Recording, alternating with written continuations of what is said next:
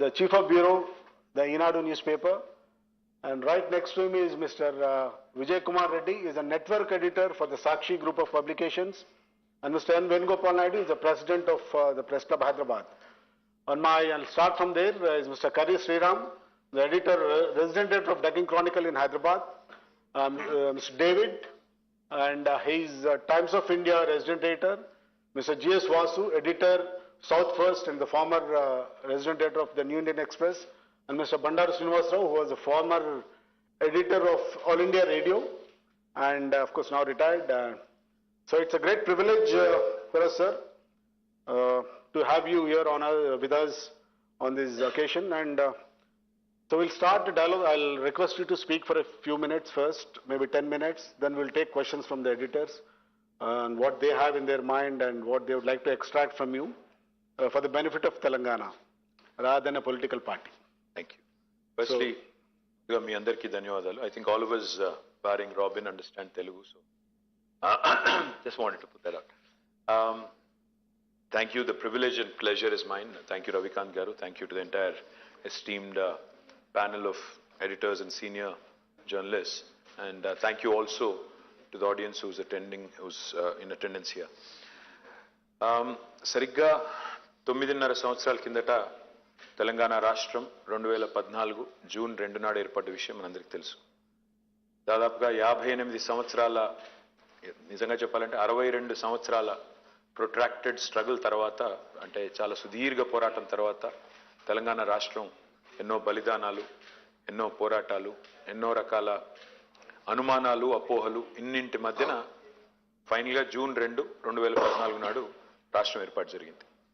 రాష్ట్రం ఏర్పడ్డ నాడు మనం గుర్తుపెట్టుకోవాల్సింది ఏమంటే, ఒక కొత్త రాష్ట్రంగా ఏర్పడ్డ తెలంగాణ ఆనాడు ప్రయాణం ప్రారంభించినప్పుడు చాలా రకాల సందిగ్ధాలు, అంటే ఇంకా అప్పటికీ పూర్తి స్థాయిలో విభజన జరగక, అంటే అసలు రేపటి రోజున హైదరాబాద్లో తెలంగాణలో రెవెన్యూస్ ఎట్లా ఉంటాయి, ఇవన్నీ కూడా అట్లాంటి పరిస్థితుల్లో రాష్ట్రం ఆవిర్భవించింది.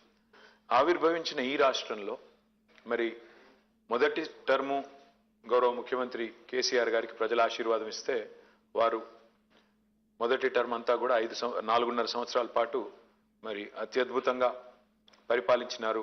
కాబట్టే రెండవసారి కూడా మళ్ళీ వారిని 88 సీట్లతో ప్రజలు, మొదటిసారి 63 సీట్లు ఇస్తే రెండవసారి 25 సీట్లు మరి ఎక్కువ ఇచ్చి ఆశీర్వదించి తిరిగి రెండవసారి కూడా మరి మాకు అవకాశం ఇచ్చారు. ఏం సాధించాము ఈ 9.5 సంవత్సరాలలో, ఎందుకు మీకు ఓటు వేయాలి అని ఎవరైనా అడిగితే, ఏంటి అసలు తెలంగాణ మోడల్ అంటే ఏంటి అని ఎవరైనా అడిగితే, నేను ముందుగా వారికి గుర్తు చేసేది ఏమంటే, ఇది కొత్త రాష్ట్రం, అది గుర్తుపెట్టుకోండి. 9.5 ఏళ్ల కిందట ఆవిర్భవించిన రాష్ట్రం.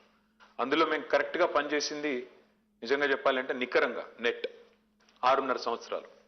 మధ్యలో 2 సంవత్సరాలు కోవిడ్కి తీసేస్తే, 1 సంవత్సరం ఎలక్షన్ కోడ్, దాదాపు ఇప్పుడు 3వ అసెంబ్లీ ఎన్నిక ఇది, మధ్యలో పార్లమెంట్ ఎన్నిక, 2 GHMC ఎన్నికలు, నికరంగా చూస్తే మేము పనిచేసింది 6.5 సంవత్సరాలు. 6.5 సంవత్సరాల మా పరిపాలన ఫలితాలు ఇవాళ ప్రజల ముందు ఉన్నాయి. అంతకంటే ముందు 65 సంవత్సరాల మా ప్రతిపక్షాలు ఎవరైతే ఇవాళ మా మీద పోటీ చేస్తున్నారో వాళ్ళ పనితీరు కూడా ప్రజల ముందు ఉంది. వాస్తవం ఏంటి అంటే, తెలంగాణ ఆవిర్భవించిన నాడు ఈ ప్రాంతం, ఈ రాష్ట్రం ఒక శిథిలావస్థలో పూర్తి స్థాయిలో జీవన విధ్వంసం జరిగి అప్పగించబడింది మాకు. ఏ ఊరికి పోయినా ఎండిన చెరువులు, నీళ్లు లేని పరిస్థితులు, కరెంటు వెతలు, రైతాంగం మొత్తం వ్యవసాయ సంక్షోభం, నేతన్నల ఆత్మహత్యలు. ఆ రకంగా చూసినట్టయితే ఒక విపత్కర పరిస్థితిలోనే ఈ రాష్ట్రం మాకు అప్పగించబడింది. స్టార్ట్ అవడమే ఈ రాష్ట్రం నిజానికి జర్నీ ప్రారంభమైనప్పుడు, ప్రయాణం ప్రారంభమైనప్పుడు మనం గుర్తు చేసుకుంటే, విద్యుత్ లోటుతో స్టార్ట్ అయిన రాష్ట్రం, విద్యుత్ కోతలతో సతమతం అవుతున్న రాష్ట్రం. మీకు గుర్తుండాలి, 3 రోజులు పవర్ హాలిడేలు ఉండేది హైదరాబాద్లో పరిశ్రమలకి. అట్లాంటి పరిస్థితుల్లో ప్రయాణం ప్రారంభమైంది. ఇంకా అప్పటికే దాని మీద నుంచి మా మీద ఎన్నో ఆరోపణలు, అనుమానాలు. అసలు వీళ్ళకి పరిపాలన చేతనవుతుందా, వీళ్ళు ఆందోళన పదంలో ఉద్యమించిన వాళ్ళు తప్ప, ఉద్యమకారులు తప్ప వీళ్ళకి పరిపాలన అనుభవం ఉందా, are they capable of running a state, what will happen to Hyderabad. ఇంకా మీకు గుర్తుండాలి, శ్రీకృష్ణ కమిటీ అని ఒక కమిటీ వేశారు. ఆ కమిటీ అయితే చాలా అనుమానాలు లేవనెత్తింది. నక్సల్ రాజ్యం వస్తుందని ఒకసారి, హిందూ ముస్లిం గొడవలు అవుతాయని ఇంకోసారి, ఇట్లా రకరకాల అనుమానాలు, రకరకాల అభిప్రాయాలు వ్యక్తం చేశారు. అట్లాంటి మరి తెలంగాణ అట్లాంటి అనుమానాల నీలి నీడల మధ్యన ప్రారంభమైన మా ప్రయాణం ఇవాళ చాలా విజయవంతంగా, the reason why I say విజయవంతం, in fact I call my state the most successful startup state of independent India. ఎట్లా, why do you call that, ఏ రకంగా అంటారు మీరు అంటే, మీరు వాళ్ళు చూస్తే తెలంగాణ యొక్క అచీవ్మెంట్స్ భారతదేశంలో ఏ రాష్ట్రంలో కూడా ఇంత ఘనమైన అచీవ్మెంట్స్ లేవు. 75 సంవత్సరాల భారతదేశంలో ఏ రాష్ట్రంలో ఇన్ని అచీవ్మెంట్స్ లేవు. తెలంగాణ ఇవాళ ఇంటింటికి నీళ్ళు ఇచ్చిన మొట్టమొదటి రాష్ట్రం 75 సంవత్సరాల్లో మన రాష్ట్రం. ప్రపంచంలోనే అతిపెద్ద లిఫ్ట్ ఇరిగేషన్ ప్రాజెక్టు కట్టిన మొట్టమొదటి రాష్ట్రం, మొట్టమొదటిగా ఏకైక రాష్ట్రం తెలంగాణ. మూడవది, మరి మా తలసరి ఆదాయమే తీసుకుంటే, రాష్ట్ర తలసరి ఆదాయం తీసుకుంటే 1,14,000 రూపాయలు 2014లో. ఈరోజు కంట్రీలోనే హైయెస్ట్ 3,17,000. చాలా మంది అడుగుతారు తెలంగాణ మోడల్ అంటే ఏంటి, how do you define Telangana model? Telangana model is one which is holistic, integrated, inclusive and balanced. సమగ్ర, సమీకృత, సమ్మిళిత, సమతుల్య నమూనా, అభివృద్ధి నమూనా, సంక్షేమ నమూనా తెలంగాణ. ఎట్లా అంటే, in Telangana you would see both development and welfare, a fine balance of both. ఒకవైపు శరవేగంగా విద్యుత్ స్థాపిత సామర్థ్యాన్ని, సంస్థల విద్యుత్ కెపాసిటీని, విద్యుత్ ఉత్పత్తి కేంద్రాల కెపాసిటీని 7,700 మెగావాట్ల నుంచి ఇవాళ 18,500 మెగావాట్లకు పెంచినా వచ్చే సంవత్సరం అది 24,000కు చేరుకోబోతా ఉంది. That's a record in it self. అంత పెద్ద ఎత్తున విద్యుత్ కేంద్రాలను పెట్టి ఒక విద్యుత్ లోటుతో ప్రారంభమైన ప్రయాణం ఇవాళ సర్ప్లస్ స్టేట్గా ఎదిగే స్థాయికి తెలంగాణ చేరింది.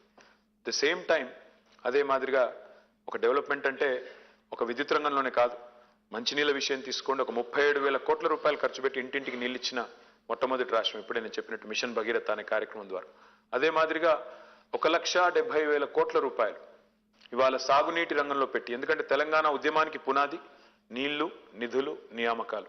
మరి ఆ నీళ్లలో ప్రతి నీటి బొట్టును ఒడిసిపట్టి కృష్ణలో, గోదావరిలో, ఇటు కాళేశ్వరం అయినా, అటు పాలమూరు రంగారెడ్డి ఎత్తిపోతల పథకమైనా, రెండు అతిపెద్ద లిఫ్ట్ ఇరిగేషన్ ప్రాజెక్టులని సక్సెస్ఫుల్గా, మరి వాటిని ఎన్నో క్లియరెన్స్లు, ఎన్నో ఆటంకాలు, ఎన్నో కోర్టు కేసులు, ఎన్నో రకాల ఇబ్బందులు అవన్నీ కూడా ఎదుర్కొని ఇవాళ సక్సెస్ఫుల్గా వాటిని ఒక కొలికి తీసుకొచ్చాం.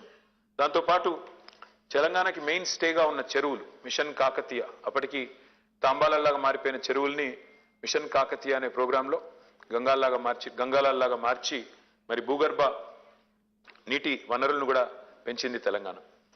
టుడే సమగ్ర, సమీకృత, సమ్మిళిత, సమతుల్యాన్ని ఎందుకంటానంటే, ఒకవైపు తెలంగాణలో ఐటీ ఎగుమతులు దూసుకొని పోతున్నాయి. 56,000 కోట్లు తెలంగాణ ఐటీ ఎగుమతులు 2014లో. ఈరోజు 2,41,000 కోట్లు. అది మధ్యలో 2 సంవత్సరాలు కరోనా ఉండంగా కూడా ఇంత గ్రోత్ ఉంది. గత 2 సంవత్సరాలు తెలంగాణ హైదరాబాద్, బెంగళూరును దాటేసింది. టెక్నాలజీ జాబ్ క్రియేషన్లో last year 33% of the total tech jobs in India came from Hyderabad. This year it's 44%.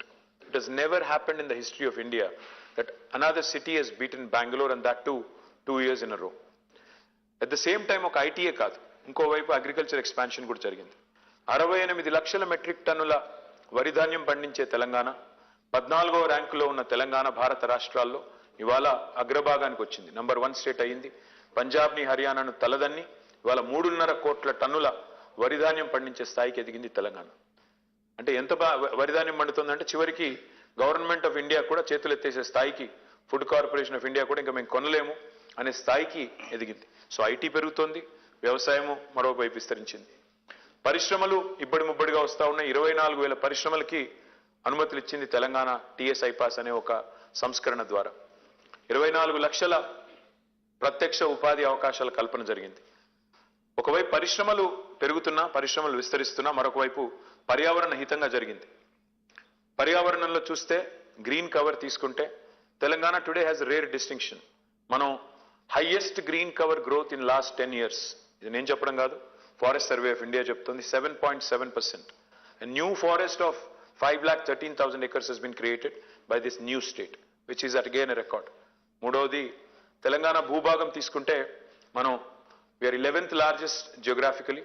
Population paranga chuskunte we are 12th largest in the country. We are only 2.5% of India. We are only 2.5% of India in population.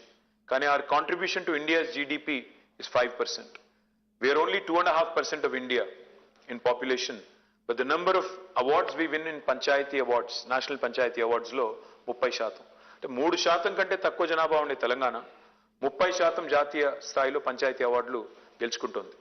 At the same time ఇటు పల్లె ప్రగతి, ఇంకో పట్టణ ప్రగతి కూడా. పట్టణ ప్రగతిలో భారతదేశంలో ఇవాళ 2వ అత్యధిక అవార్డులు పొందుతోంది తెలంగాణ. స్వచ్ఛ సర్వేక్షణలు 26 అవార్డులు. ఇవాళ మహారాష్ట్ర తర్వాత మనం, కానీ మహారాష్ట్ర మనకంటే గణనీయంగా పెద్ద స్టేట్.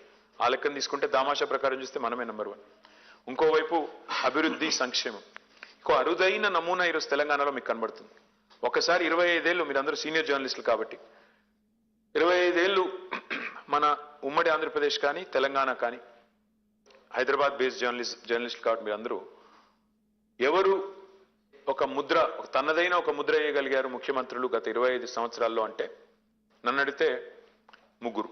ఒకటి మొదలు చంద్రబాబు నాయుడు గారు 1999 to 2004. ఆ రోజుల్లో ఐటీ అనండి, ఇంకోటి అనండి. నేను 25 ఏళ్ళే చెప్తున్నాను కాబట్టి 99 అని చెప్తున్నాను. అది అంతకు ముందు నుంచే ఉన్నారు ఆయన. But 1999 to 2004 Chandrababu. ఆయనకు ఒక pro business, pro IT, pro urban image ఉండేది. 2004 తర్వాత డాక్టర్ వైఎస్ రాజశేఖర రెడ్డి గారు వచ్చిన తర్వాత he had a different image. He cultivated a different image. Pro poor, pro agri, pro rural. తర్వాత మళ్ళీ మధ్యలో వచ్చారు 2-3 ముఖ్యమంత్రులు. కానీ తర్వాత మళ్ళీ గుర్తుపెట్టుకునేది ప్రజలు కేసీఆర్ గారు. గత 9.5 సంవత్సరాలుగా కేసీఆర్ గారిలో స్పెషాలిటీ ఏంటంటే అటు చంద్రబాబు గారిలో ఉండే ఆ 3 లక్షణాలు, pro urban, pro IT, pro business, plus Rajasekhara Reddy గారిలో ఉండే 3 లక్షణాలు, pro poor, pro agriculture, pro rural. ఈ రెండింటి ఫైన్ బ్లెండ్ కనబడుతుంది మీకు కేసీఆర్ గారి government. That's why you see a fine balance. Palle Pragathi, పట్టణ ప్రగతి, ఐటీ, వ్యవసాయం, ఒకవైపు డెవలప్మెంట్, మరొక వైపు అభివృద్ధి, ఒకవైపు మన పర్యావరణం, మరొక వైపు పరిశ్రమలు. ఈ అరుదైన సమతూకాన్ని సాధించిన రాష్ట్రం తెలంగాణ. మా GSDP, gross state domestic product, రాష్ట్ర స్థూల ఉత్పత్తి ఆదాయం 5,05,000 కోట్లు 2014లో. ఈరోజు 13,27,000 కోట్లు. తలసరి ఆదాయం ఇప్పుడే నేను చెప్పాను. GSDP highest growth in the country, highest per capita in the country. మరి ఇంకో మాట అనొచ్చు మీరు, అదేముంది అని, హైదరాబాద్ ఉంది కాబట్టి అంటారు కొంతమంది. వాస్తవం ఏంటంటే 2014లో తెలంగాణ ఏర్పడ్డ నాడు హైదరాబాద్ మినహా 9 జిల్లాలు కూడా, మిగతా 9 జిల్లాలు కూడా backward reason grant funds receive చేసుకునేది. వెనుకబడ్డ జిల్లాలు, భారత ప్రభుత్వం చేత వెనుకబడ్డ జిల్లాలుగా గుర్తించబడ్డ జిల్లాలు 9. వాటికి బీఆర్జీఎఫ్ గ్రాంట్స్ కూడా వచ్చేది. కానీ ఈరోజు 33 జిల్లాల తెలంగాణ తీసుకుంటే ప్రతి తెలంగాణ జిల్లా, నాట్ ఇంక్లూడింగ్ హైదరాబాద్ను మినహాయించినా కూడా ప్రతి తెలంగాణ జిల్లా యొక్క per capita is higher than the national average. So that goes to show you that there has been all-round development. Telangana also had been very successful in reducing farmer suicides. ఇవాళ నేను చెప్పడం కాదు, భారత పార్లమెంట్లో అత్యల్పంగా రైతుల ఆత్మహత్యలు గణనీయంగా తగ్గి అత్యల్పంగా ఎక్కడ జరుగుతున్నాయంటే తెలంగాణ అని భారత ప్రభుత్వమే చెప్తోంది. ఆ రకంగా చూసినప్పుడు ఇట్స్ అన్ ఆల్-రౌండ్ డెవలప్మెంట్. ఇవాళ సంపద సమృద్ధిగా సృష్టించబడింది, ప్రజలు సంతోషంగా ఉన్నారు. చాలా యునీక్ ఇనిషియేటివ్స్, భారతదేశంలో ఎన్నడూ ఇతిహాసంలో లేని యునీక్ ఇనిషియేటివ్స్, రైతు బంధు, దళిత బంధు, అదే మాదిరిగా 24 గంటల కరెంటు వ్యవసాయానికి, రైతు బీమా, ఇలాంటి యునీక్ ఇనిషియేటివ్స్ ఎన్నో తీసుకొచ్చింది తెలంగాణ ప్రభుత్వం. ఎందుకు మాకు ఓటు వేయాలి అంటే నేను చెప్పేది ఒకటే, అభివృద్ధి, సంక్షేమం, ఈ రెండింటి అరుదైన సమతూకాన్ని పాటిస్తూ భారతదేశంలోనే ఈరోజు అగ్రశ్రేణి రాష్ట్రంగా ఎదిగింది తెలంగాణ. కొంతమంది అంటున్నారు మార్పు కోసం మాకు ఓటేయండి అంటున్నారు. నేను వారిని అడిగేది ఒకటే, ఏ మార్పు కోసం? 6 నెలలకోసారి మారే ముఖ్యమంత్రి మార్పు కోసమా? లేదా 24 గంటల కరెంటు పోయి 3 గంటల కరెంటు తెచ్చే మార్పు కోసమా? స్కీములు పోయి స్కాములు వచ్చే మార్పు కోసమా? నిండిన చెరువులు పోయి ఎండిన చెరువులు వచ్చే మార్పు కోసమా? లేదా మళ్ళీ పచ్చని పొలాలు పోయి నెర్రెలు బారిన నేలలయ్యే మార్పు కోసమా? రైతును రాజు చేసిన తెలంగాణ నుంచి మళ్ళొకసారి వ్యవసాయాన్ని దండగా చేసి రైతుల ఆత్మహత్యలకు పురికొల్పే మార్పు కోసమా? ఏ మార్పు కోసం అడుగుతున్నారు? గుజరాత్లో 5 టర్ములు బీజేపీ ఉండొచ్చు, భారతదేశంలో 55 ఏళ్లు కాంగ్రెస్ పెత్తనం చెలాయించవచ్చు. కానీ కేసీఆర్ గారు 2 టర్ములు చేయంగానే మార్పు కావాలి, ఛాన్స్ కావాలి అంటున్నారు. ప్రజలు ఆలోచించాలి. గతంలో కరెంట్ ఇవ్వని అసమర్థులు, గతంలో తాగునీరు ఇవ్వని అసమర్థులు, గతంలో వ్యవసాయాన్ని పట్టించుకొని అసమర్థులు, 55 ఏళ్ళు అవకాశం ఇచ్చినా ఏమీ చేయని అసమర్థులకు ఓటేద్దామా? లేదా 6.5 ఏళ్లలోనే తనదైన ప్రస్ఫుటమైన ముద్రను ఈ రాష్ట్ర అభివృద్ధి సంక్షేమ ముఖ చిత్రంపై వేసిన కేసీఆర్ గారికి ఓటేద్దామా? ప్రజలు ఆలోచించాలి. ఇవాళ తెలంగాణ ప్రజలు మార్పు కోరుకున్నారు కాబట్టే తెలంగాణ వచ్చింది. ఇవాళ చెప్తున్న మార్పు ఏదైతే ఉందో 2014లోనే వచ్చింది. ఆ మార్పు వచ్చింది కాబట్టే ఇవాళ తెలంగాణ ప్రజలకి న్యాయం జరుగుతోంది. అందుకే నా విశ్వాసం ఏమంటే ఈ అభివృద్ధి ఈ సంక్షేమం ఇట్లాగే కొనసాగాలి అంటే ముమ్మాటికి ఈ ప్రభుత్వం కొనసాగాలి. ఈ ప్రగతి ప్రస్థానం ఆగకూడదు. మళ్ళీ గతంలో విఫల ప్రయోగాలను, గతంలో విఫలమైన పార్టీల్ని మళ్ళీ తెచ్చి నెత్తిన పెట్టుకుంటే మళ్ళీ ఒకసారి తెలంగాణ ఇదివరకు ఒక్క తప్పు చేసినందుకే 58 ఏళ్లు క్షోభపడింది తెలంగాణ. 1956లో ఇష్టం లేని పెళ్లి కొప్పుకున్నందుకే ఆనలోంచి బయటపడడానికి 58 ఏళ్లు పట్టింది. మళ్ళీ తప్పు చేస్తే 50 ఏళ్లు వెనక్కి పోయే ప్రమాదం ఉంది తెలంగాణకి. కాబట్టి ప్రజలు ఆలోచించి జాగ్రత్తగా ఓటేయాలన్న విజ్ఞప్తి. Vote for progress, vote for development, vote for positive politics, vote for progress. This is what my appeal is. Thank you sir. అసలు మీ స్పీచ్లో వింటుంటే నాకు ఒక చాలా ఇంట్రెస్టింగ్ పాయింట్ ఒకటి దొరికింది. మీరు ఒక వర్డ్ యూజ్ చేస్తున్నారు, తెలంగాణ, ప్యూర్లీ తెలంగాణ వర్డ్ తాంబాలం అని. So I think one of the biggest achievements of Telangana struggle agitation was also the revival of Telangana dialect. People start taking pride in it. Telangana భాష మాట్లాడాలని చాలా అంటే సంతోషంగా మాట్లాడడం స్టార్ట్ చేసినారు, చాలా ప్రైడ్తో మాట్లాడడం స్టార్ట్ చేసినారు. I think that was one of the biggest achievements of Telangana agitation as well, which lot of including BRS గానీ కాంగ్రెస్ గానీ మిగతా పార్టీలు they don't take it, they don't talk about it. But I think నాకు ఒక normal Telangana వాడిగా నాకు చాలా నచ్చుతుంది అది. తెలంగాణ భాష, తెలంగాణ సాహిత్యం మీద బాగా ప్రేమ పెరిగింది. సో వీళ్ళు సాహిత్యం అనగానే మనకు బాగా గుర్తొచ్చేది శ్రీనివాస్ గారు, ఆంధ్రజ్యోతి ఎడిటర్ గారు. So will start with you sir. మీరు తెలంగాణ ఇడియం అనేది వాళ్ళ అందరం ఎక్కింది. 10 సంవత్సరాలుగా తెలంగాణ వచ్చిన తర్వాత తెలంగాణ ఉద్యమం కోరుకున్న వాటిలో సెల్ఫ్ రెస్పెక్ట్ అనేది చాలా ముఖ్యమైన విషయం. అయితే కేటీఆర్ గారు మీరు 10 రోజులు ఉంది, ఇంకా 10 రోజులు, వారం రోజులు ఉంది, 6 రోజులు ఉంది. 6 రోజులు ఉంది. నేను రోజులు లెక్క పెట్టుకుంటున్నా. I wish you all the best in your efforts. Thank you. అయితే మీరు ఈ క్యాంపెయిన్ ఈ దశలో పోయినసారి కంటే, పోయిన ఎలక్షన్స్ కంటే, అంతకుముందు ఎలక్షన్స్ కంటే ఈసారి మీ ప్రచార పద్ధతి సరళి చాలా భిన్నంగా ఉంది. అంటే మామూలుగా కన్వెన్షనల్ వేలో రోడ్ షోస్ అవన్నీ బహిరంగ సభలు మాట్లాడుతున్నారు. అవి కాక you're trying to reach out so many sections. అవి ప్రత్యేకంగా అవి ఇన్నోవేషన్ కోసం చేశారా, లేదంటే ఆ సెక్షన్స్ మీరు చేసిన వీడియోస్ చూస్తే నిరుద్యోగులతోటి కానీ, ఉమెన్ ఇష్యూస్ మీద మాట్లాడటం కానీ, ఒక సింగర్తో మాట్లాడటం కానీ, ఇవన్నీ ఉన్నాయనుకోండి. ఇది ఏదైనా ఒక సమస్య, ఒక ప్రాబ్లమాటిక్గా ఉన్న అంశాలని, మీలో ఏదైనా డెఫిషియన్సీగా ఉన్న అంశాలని అడ్రస్ చేయడం కోసం చేస్తున్నారా? అంటే రెండు ఉన్నాయండి, అందులో 2 కోణాలు ఉన్నాయి. ఒకటి, ఈ మూస పద్ధతిలో ప్రచారం కొద్దిగా బోరింగ్ ఇస్తుంది సార్. నిజంగా రోజు వెళ్ళి అక్కడ ఉపన్యాసం ఇవ్వడం, చెప్పిన ఉపన్యాసమే మళ్ళీ తిరిగి చెప్పడం మాకు కూడా బోరింగ్. ప్రజలకు కూడా ఇవాళ మొత్తం సోషల్ మీడియా వచ్చిన తర్వాత, టెక్నాలజీ వచ్చిన తర్వాత, లైవ్ టెలివిజన్లు వచ్చిన తర్వాత నేను ఒక చోట మాట్లాడి ఇంకో చోట పోయే వరకు అదే ఉపన్యాసం మళ్ళీ చెప్తే వినేవాళ్ళు కూడా వినరు సరిగ్గా. కాబట్టి మూస పద్ధతి అది కొద్దిగా బోరింగ్ ఒకటి. ఇంకోటి నేను అనుకున్నది ఏంటంటే, ఈసారి మీరు అన్నారు కరెక్టే, కొంత అసంతృప్తి నిరుద్యోగుల్లో ఉన్నమాట వాస్తవం, నేను బుకాయించిన అది వాస్తవం.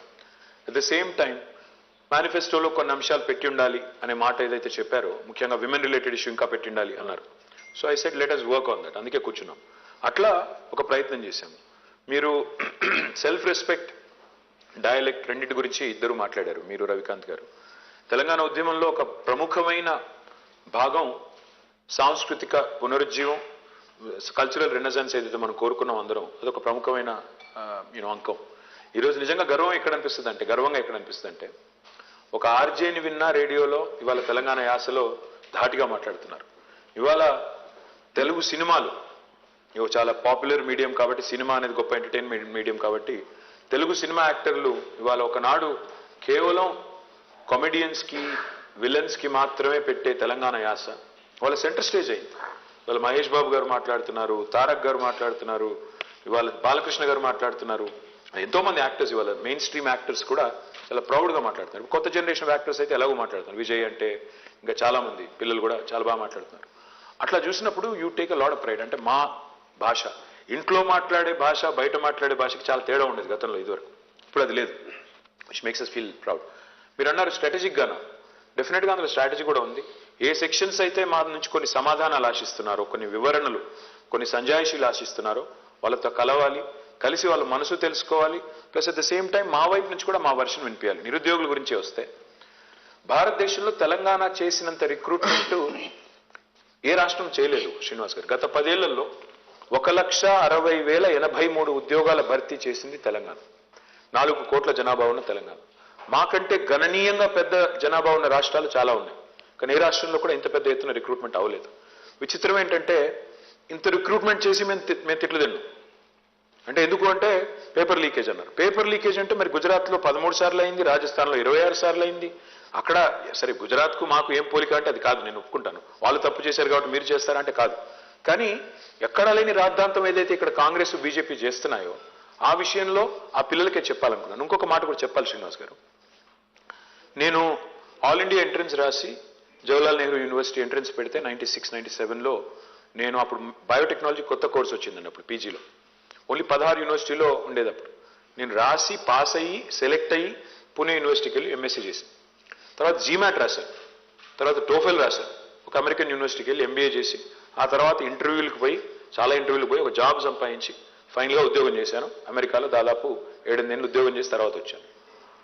ఇదంతా ఎందుకు చెప్తున్నా అంటే జీవితంలో నాకు తెలుసు పరీక్ష రాయడం ఎంత కష్టమో తెలుసు, ఎంట్రన్స్లు ఇంటర్వ్యూలు ఫేస్ చేయడం ఎంత కష్టమో తెలుసు. ఇవాళ మాట్లాడే నాయకులు ఇక్కడ నాకు తెలిసి ఏ ఒక్క పరీక్ష రాయలేదు జీవితంలో, ఏ ఒక్క ఇంటర్వ్యూ ఎదుర్కోలేదు, ఏ ఒక్క ఉద్యోగం కూడా చేయలేదు. రాహుల్ గాంధీ ఉద్యోగం చేసినట్టు నాకు తెలీదు, రేవంత్ రెడ్డి చేసినట్టు అంతకంటే తెలీదు, బండి సంజయ్ గారు అయితే నాకు తెలిసి చదువుకున్నారో లేదో కూడా తెలియదు. పాయింట్ ఏంటంటే ఇవాళ వీళ్ళు వచ్చి నిరుద్యోగుల తరఫున వకాలు తప్పించుకుని మాట్లాడితే మేమెందుకు గమ్మున ఉండాలా? అందుకే చేశాను. 100% వాళ్ళ వైపు నుంచి ఉన్న ఫీడ్బ్యాక్ తీసుకున్నాను. ఎస్, మా లోపాలు కూడా ఒప్పుకున్నాను. నేను కొన్ని లోటుపాట్లు ఉన్నాయి, లోపాలు ఉన్నాయి, మేము కూడా మనుషులమే, తప్పు చేసింటాం, పొరపాట్లు చేసింటాం, సరిదిద్దుకుంటాం, ప్రక్షాళన చేస్తాం, జాబ్ క్యాలెండర్తో వస్తాం. అంటే వాళ్ళు అడిగారు, కటువుగానే అడిగారు, 9.5 ఏళ్లలో చేయలేదు కదా ఇప్పుడు ఎట్లా చేస్తారు? చెప్పాను, అవునండి కొన్ని మిస్టేక్స్ జరుగుతాయి, దాన్ని రెక్టిఫై చేసుకుని ముందు పోవడమే కదా మానవ జీవితం అంటేనే. తప్పులు పొరపాట్లు జరిగినప్పుడు రెక్టిఫై చేసుకుని ముందు పోవడమే కదా అని సంజాయిషి ఇచ్చినప్పుడు కొంతమంది సంతృప్తి పడ్డారు, కొంతమంది పడలేదు. But end of the day yes, it was outreach program, అందుకే చేయాల్సి వచ్చింది. రీచింగ్ అవుట్ కాస్త ఎర్లీగా జరిగితే మీకు ఎక్కువ ఉపయోగం ఉండేది కదా. అంటే రాజకీయాల్లో సార్ ఒక మాట ఏంటంటే విచిత్రం అనిపిస్తుంది నాకు కూడా. ఇప్పుడు నేను చెప్పాను ఇంత డెవలప్మెంట్ జరిగిందని, డెవలప్మెంట్ డినై చేసేవాళ్ళు ఒక్కరు లేరు. నేను జరుగుతున్నాను చూస్తున్నాను. హైదరాబాద్ డెవలప్ అవ్వలేదంటే అయిందంటారు, కరెంటు బాగా లేదంటే బాగైందంటారు, రైతు బంధు రావట్లేదో వచ్చిందంటారు, సంక్షేమ పథకాలు వస్తున్నాయి అంటారు. మరి ఇంకా ఎందుకు అసంతృప్తి అంటే మానవ నైజం ఏంటంటే అయిపోయిన వాటన్నింటినీ పక్క దోసేసి మిగతా ఇంకా 1-2 ఏదైనా మిగిలింటే అది నాకు రాలేదు, నాకు ఇండివిజువల్గా మా ఊళ్ళో రోడ్డు పడింది, నాకేమిచ్చావు, ఇట్లా ఉంది. సో అల్టిమేట్ ఇదే. నేను ఒకవేళ 6 నెలల ముందు చేసినా మీరు అనేది కరెక్టే, అప్పుడు కూడా ప్రయత్నం చేశాం కానీ కాకపోతే చెప్పాల్సినంత ఎఫెక్టివ్గా చెప్పలేదు. అంటే గ్రూప్ ఎగ్జామ్స్ విషయంలో నిరుద్యోగులు బాగా డిస్టర్బ్ అయిన సమయంలో, లేదంటే ప్రబలిక ఆత్మహత్య, రీజన్ ఏమైనా ఉండొచ్చు, ఆ టైంలో కనిపించిన రెస్పాన్స్ చూస్తే వాడు నిరుద్యోగులు చాలా ఆందోళనతో కలవరంతో ఉన్నారనేది అక్కడ కనిపిస్తున్న సారాంశం. ఆ టైంలోనే వాళ్ళకి ఒక ఓదార్పు దొరికింటే బాగుండేది కదా. ఎలక్షన్స్ ముందు వచ్చినప్పుడు మీరు చేయడం బెటర్ లేట్ దెన్ నెవర్ కదండి. ఓకే, అసలు నిరుద్యోగులు అంటే ఒక ప్రభుత్వం కొన్ని రంగాల్లో విఫలమైందని ఒప్పుకోవడం నిజంగా ఒక ప్రభుత్వాది నేతగా విఫలమైందని లేదు.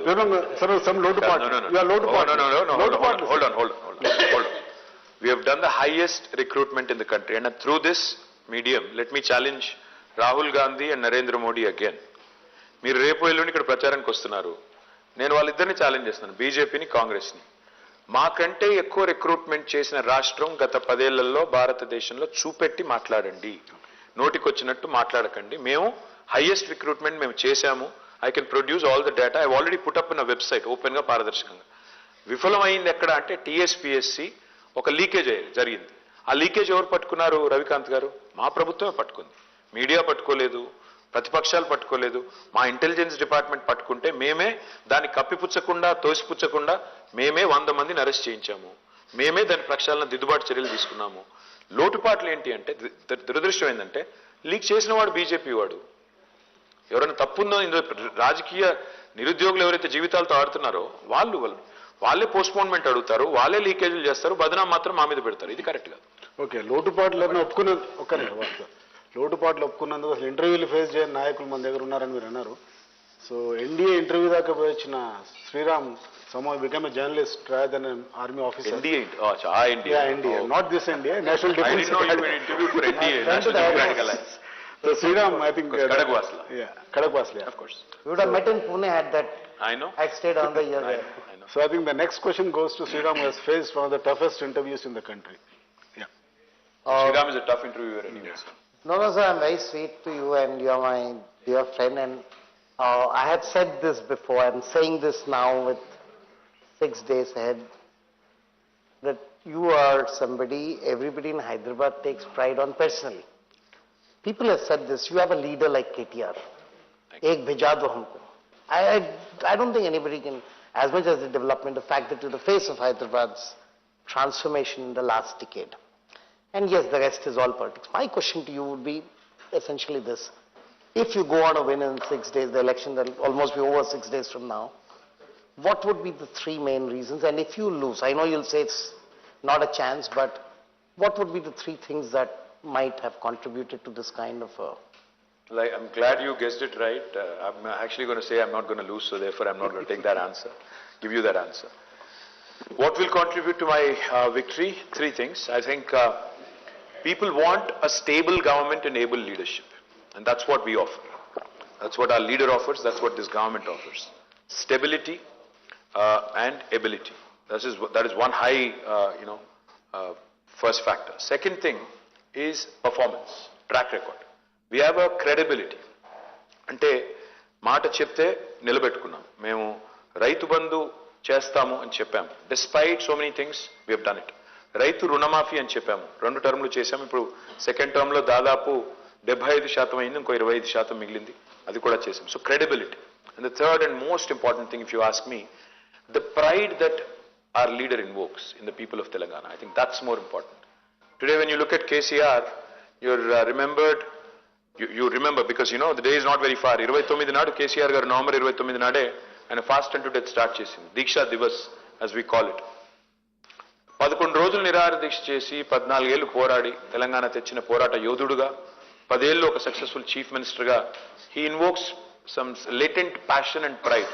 And I think that is the third thing that will contribute to our victory.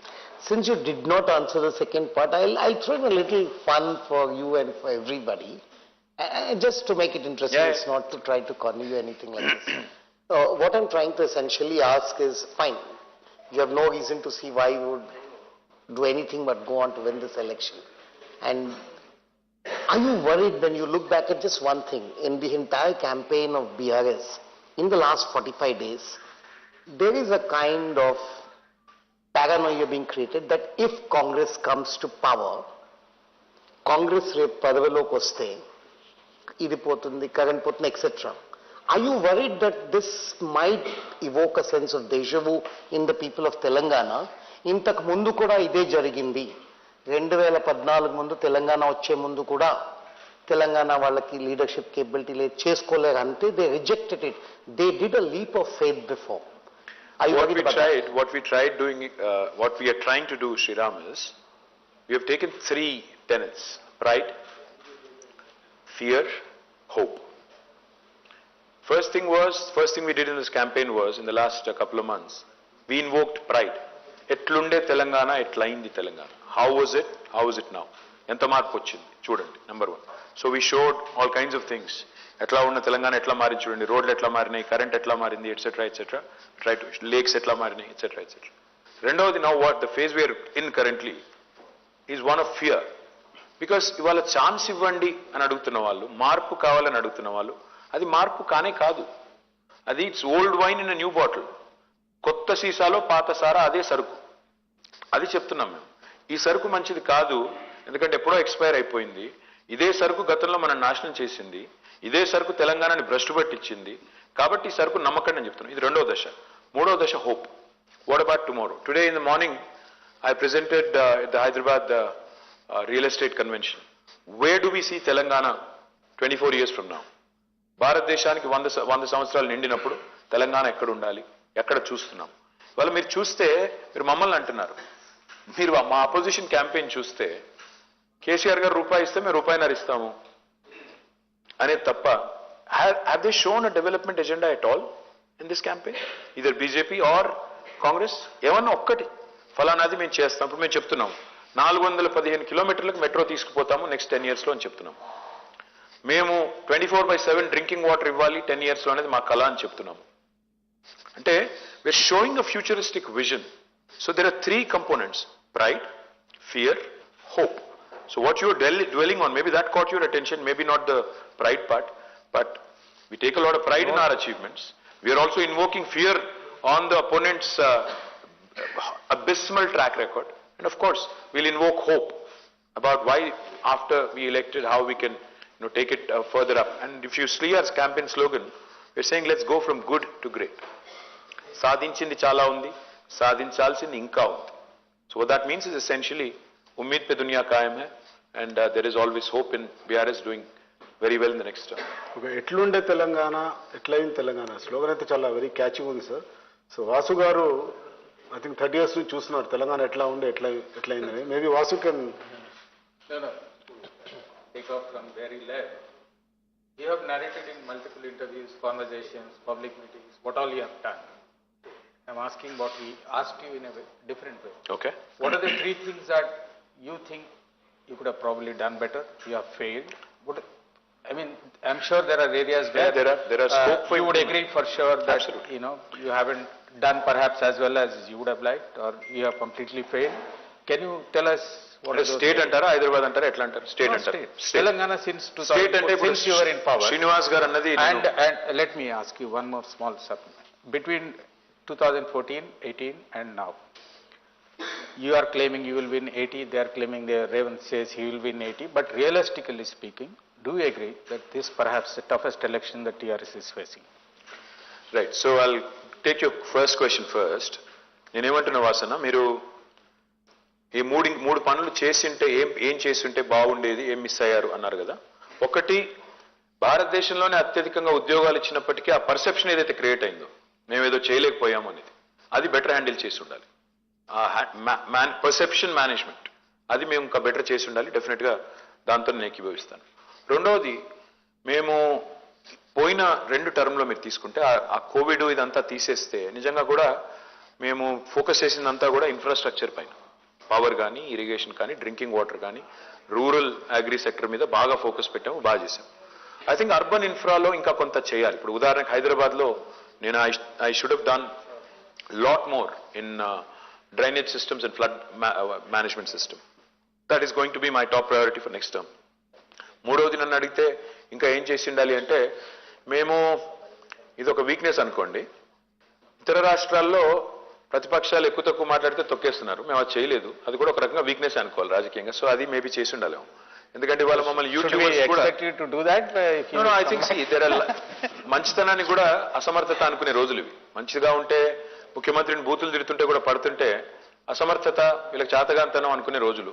So maybe we should take a relook at it, because డెఫినెట్గా వాక్ స్వాతంత్రాన్ని కూడా ఇవాళ బూతులు తిట్టడానికి, అంటే freedom of expression is not right to abuse. నోటికొచ్చినట్టు బూతులు తిట్టే యూట్యూబర్లు, నోటికొచ్చినట్టు జర్నలిజం పేరుతో మా మీద ఎజెండా డ్రివెన్ పాలిటిక్స్, కానీ బాగా టాలరేట్ చేసాం. అది తప్పేమో అది కూడా. My second question. Second question was toughest election అంటారా? Oh, see 63 మాకు మొదటిసారి వచ్చింది, 88 మాకు రెండోసారి వచ్చింది. మీకు గుర్తుంటే ఇవాళ మనకి ఎప్పుడైనా ఏమనిపిస్తుంది అంటే హైండ్ సైట్ 2020 అంటారు కదా, వెనక్కి తిరిగి చూసుకుంటే అంతా సాఫీగా క్లియర్ కనబడుతుంది. 2018లో కూడా సేమ్ బిల్డప్, కొత్త ఏం లేదు. చంద్రబాబు నాయుడు గారు వచ్చారు ఆ రోజు, కాంగ్రెస్ తో పొత్తు పెట్టుకున్నారు, కమ్యూనిస్టులతో పొత్తు పెట్టుకున్నారు, మహాకూటమి, ఉత్తమ్ కుమార్ రెడ్డి గారు నేను గడ్డం తీయని అంటాడు. The ground was different. No, I'll tell you what, it's always perspective. When you're in the midst of it, it always looks tough. ఆ రోజు మహాకూటమి అంటే అప్పో చంద్రబాబు వచ్చారు, ఏమైపోతుందో, 500 కోట్లు తెచ్చాడు, ఏమైపోతుందో, ఇవన్నీ ఉండే బిల్డప్. ఏమైంది ఫైనల్గా? నేనేమంటున్నా అంటే అందులో ఉన్నప్పుడు, నిమగ్నమైనప్పుడు అనిపిస్తుంది. ఇవాళ కూడా నేను అథారిటేటివ్గా కాన్ఫిడెంట్గా చెప్తున్నాను, ఇది గుర్తుపెట్టుకోండి. ఈ బిల్డప్ ఏదైతే జరుగుతుందో, ఏదో జరిగిపోతుంది, ఏమో అయిపోతుందని, it's a mind game that is played by కొనుగోలు, ఆ కొనుగోలు ఆయన పేరేంటో ఆయన తప్ప కాంగ్రెస్ పొడిచింది ఏమీ లేదు, కాంగ్రెస్ లో కొత్తదనం ఏం లేదు. ఇన్ఫాక్ట్ ఇఫ్ ఎనీథింగ్ ఏం జరిగిందంటే 6 నెలల కింద దాకా బీజేపీ వాజ్ ఫ్లయింగ్ హై. అయిపోయింది వచ్చాం మేమే ప్రత్యామ్నాయం బిల్డప్. ఏం జరిగిందంటే కర్ణాటక తర్వాత బీజేపీ గాలి మొత్తం పోయి ఆ గాలి కొద్దిగా కాంగ్రెస్ వైపు మళ్ళింది. సో వాట్ ఈస్ హ్యాపెనింగ్ వాసన ఇస్ ఆ రెండో స్థానం ఏదైతే వాళ్ళు భర్తీ చేయాలనుకున్నారో వీళ్ళు భర్తీ చేస్తున్నారు. అంతే తప్ప మా సీటు అట్లాగే నిక్షేపంలో ఉంది. 100% వీఆర్ కమింగ్ బ్యాక్. నేను నిన్న 3 సర్వేలు పొద్దున్న చూశాను. And this is 1 week before an election. నేను నిన్న చూసిన 3 సర్వేల్లో యావరేజ్ తీస్తే 70 నుంచి 82 మందిని గెలుస్తున్నాము. నాకు తెలిసి ఇంకో 1 వీక్లో మా బాస్ అంతా ఇంకా 30 కాన్స్టిట్యూన్సీలు కవర్ చేస్తున్నారు. ఇంకో 7 పెరిగితే లాస్ట్ టైం వస్తుంది, లేదంటే ఇంకో సీట్ ఎక్కువ వస్తుంది తప్ప తక్కువ రాదు. Robin sir. I had 2 questions for you. One is, you can't separate your Telangana model from your welfare schemes. It's a key part of your entire Telangana model. I wonder if you are promising more than what you can deliver. One. Second, I mean, how long can you keep schemes like these going for a long term? Because we're talking about the future of Telangana as well. Point number 1. Point number 2, there is of course a political element to your welfare schemes also. You expect some political benefit, nothing wrong in that. But don't you think there is a law of diminishing returns that sets in when you keep certain welfare schemes going for a long time? When people start seeing it as a right, and which is, and perhaps rightly so, they see it as a right rather than some kind of favor that the government is doing to them. That is one.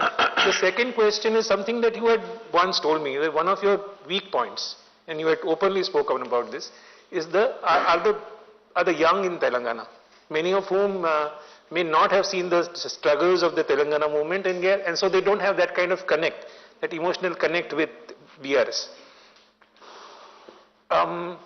You said that you created a lot of jobs, but yet unemployment is a political issue that has come up in this election, perhaps because a large number of people expect government jobs. Again, I think you are, my assumption would be that you promised more than what you can deliver in terms of, many governments have, in terms of government jobs too, especially to the rural youth. Well, I'll take the second question first. Memo, what we promised, Robin, was that lakhs of government employment would be available, and we have delivered on that. 2,32,000 is the number of jobs for which notifications have been issued, out of which recruitment has been completed for 1,60,083 jobs. 42,000 vacancies are still with us. We are in fact the state, I think the state with the least amount of vacancies in the entire country in government sector. And another 70,000 odd are in process, in motion, because of a variety of reasons. Some where the judiciary has intervened, some where the exams have been delayed for a variety of reasons. Despite that, we have delivered to a large extent on the promise. I can't say we've delivered 100%, but we've delivered to a large extent. Yes, but there is perception that we have not done enough. I agree on that. And that's what I was saying when I agreed with Srinivas. Sorry if I repeated a question. No, that's all right. That's all right. So that's exactly what I was saying when I told him that we could have managed that perception better. Maybe we could have stepped in slightly before and spoken and engaged with all these youngsters. That's the second part. Now on the private sector, the fact is we have probably delivered more jobs. I mean, I'm talking about sort of a pro rata population sort of basis, probably more than many other states in India, because we've been very progressive. We are looked at as one of the most dynamic states in the country, which is very, very pro-business and, very, very quick. So that way again, we have created number of avenues for youngsters who can come in and avail them. Again, maybe perception that other people, other state people are coming here and taking away the jobs, etc., which also has been created, is also true to an extent. Now going back to your first question about welfare schemes and how long can you go on, law of diminishing returns. Robin, why do we do welfare in the first place? This country where we sit, India, has seen some terrible things in the past. And Indiramma Rajyam is what my opponent says. Indiramma Rajyam is when Naxalism was ripe. Why? What was the reason for Naxalites to take up arms? क्यों? क्योंकि इतना गरीबी था, इतना लाचारी था, इतना बुरा हालत था, और कोई पानी नहीं था खेती के लिए. The situation was so bad that people actually had to resort, because the social imbalance that got disturbed and people got distraught and they had to take up arms. Point I'm trying to make is, India today has the largest number of poor people on the planet. Whatever Modi would like us to believe. No, I don't question the fact is, I'm saying, is it feasible? I'm coming to it. The fact is, We have more number of poor people on the planet than any other country. We have surpassed Nigeria. So, how do you take care of the poor and also at the same time, how do you grow the wealth? Our model has been one where we tried to do a balance, find balance of both. We ensured that the poor, the vulnerable are taken care of, their basic subsistence is taken care of.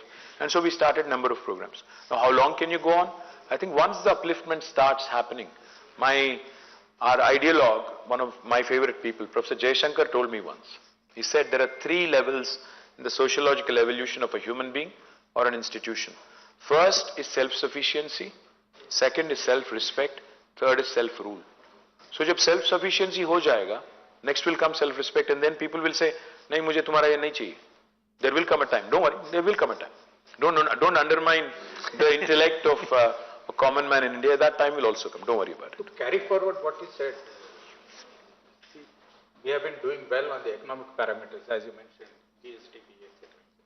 But when you take the social indicators, the Hindu, for example, carried a report 3 days back. You believe everything Hindu writes? No, it's based on data. Oh, no, he said no. No, I'm saying it's based on solid data provided by the state government, by the Niti Aayog and the Ministry of Family Health. There are 3 things there. One is infant mortality. It has come down drastically. No, let me point out. One is infant mortality, the other is girl child education, and there is one more relating to health insurance, something like that. On all these parameters, we have either remained static. No, sorry. At least that's what the data suggests, or we have. Either you misrepresented or you misread. I can tell you. No. I'll tell you. Let me clarify. No. On the economic parameters, we are in the first 1 to 5. There is no doubt about it. But in this category, we are perhaps in the bottom half. Absolutely not. In fact, we are in the top 3. Kerala is ranked number 1. Tamil Nadu is ranked number 2. We are ranked number 3 on health parameters. And this is Niti Aayog's ranking. I can substantiate it in the next 5 minutes and give it to you. In fact, we are the state which has reduced infant mortality to the highest extent. In fact, let me also put it in context for you. We were ranked 11th when this new state came into being. On health, we were ranked 11th. Now we have risen to 3rd. And very soon we are going to be number 1. IMR has come down drastically, infant mortality rate. Maternal mortality rate has come down drastically. Institutional deliveries have increased from 31 to 62. So we are doing rather well on health. Please rest be assured. Yes, we are not doing as well on literacy. But, there is a reason why the data is misleading.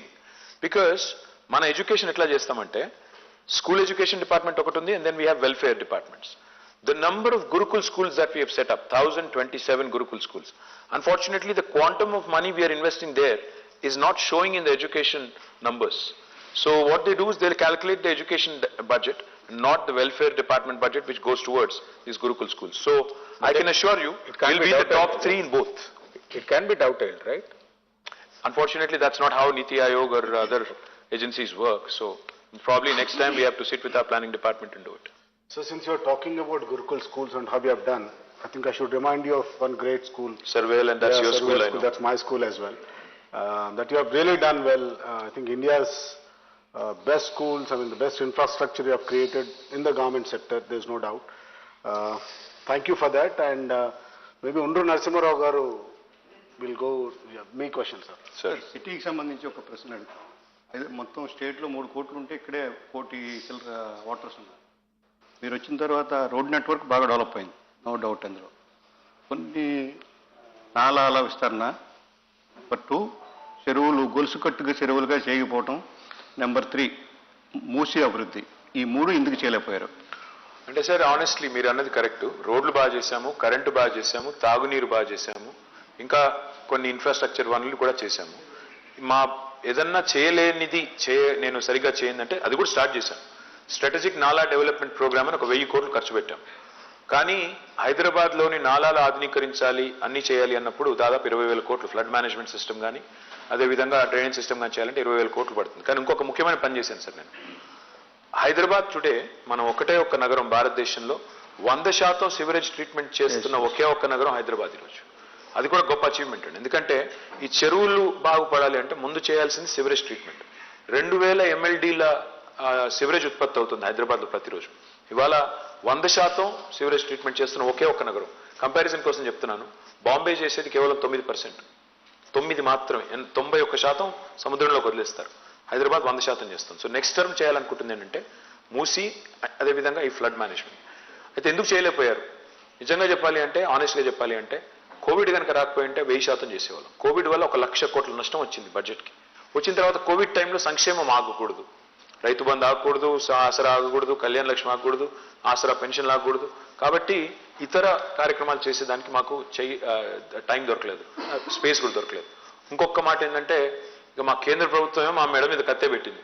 ఒక శత్రు దేశం మీద విధించిన ఆంక్షలు, ఆర్థిక ఆంక్షలు, economic sanctions అంటారే, అంత స్థాయిలో మా మీద విధించి, నేను నిర్మలా గారు స్ట్రైట్గా చెప్పారు కదా, చాలా బాహాటంగా, చాలా ఓపెన్గా చెప్పారు. వాళ్ళు మోటార్లకి మీటర్లు పెట్టలేదు కాబట్టి మేము ఇవ్వలేదు. అంటే అన్యాపదేశంగా వాళ్ళు, ఆమె కాంగ్రెస్ను కూడా ఇరికిచ్చింది. రాజస్థాన్లో మీటర్లు పెట్టారు, రేపు ఇక్కడ కూడా పెడతారేమో కాంగ్రెస్ వాళ్ళు మోటార్లకు మీటర్లు, అది కూడా చూడాలి. కాబట్టి మేము ఈ అన్ని కారణాల వల్ల చేయలేకపోయాం. బట్ నెక్స్ట్ టర్మ్ తప్పకుండా చేస్తాం. అనుకుని చేయలేకపోయినా ఉన్నాయి సార్ సిటీకి సంబంధించి? అనుకుని చేయలేకపోయింది సిటీలో అంటారా? సిటీలో రక్షణ శాఖ భూములు ఇవ్వలేదండి. నాకు అది చాలా చాలా ఇష్టమైన సబ్జెక్టు, ఇంట్రెస్ట్ ఉన్న సబ్జెక్టు. ఆ 2 స్కైవేలు కట్టాలని ఉండింది. ఏది ప్యాట్నీ నుంచి కొంపల్లి దాకా, ఇటు జేబీఎస్ నుంచి జూబ్లీ బస్ స్టాండ్ నుంచి తూముకుంట దాకా. దాదాపు 10 సార్లు కలిశాను కేంద్ర మంత్రుల్ని, రక్షణ మంత్రుల్ని, ప్రధానమంత్రిని. లిటరలీ చెవిటివాడి ముందు శంఖం వదినట్టే అయింది. అసలు ఒప్పుకోలేదు, ఇవ్వలేదు. అదొకటి బాగా బలమైన కోరిక చేయాలని. మరి వచ్చే సంకీర్ణ ప్రభుత్వం వస్తే మా రోల్ ఉంటే ఈసారన్నా అవుతుందేమో అని ఆశించాలి.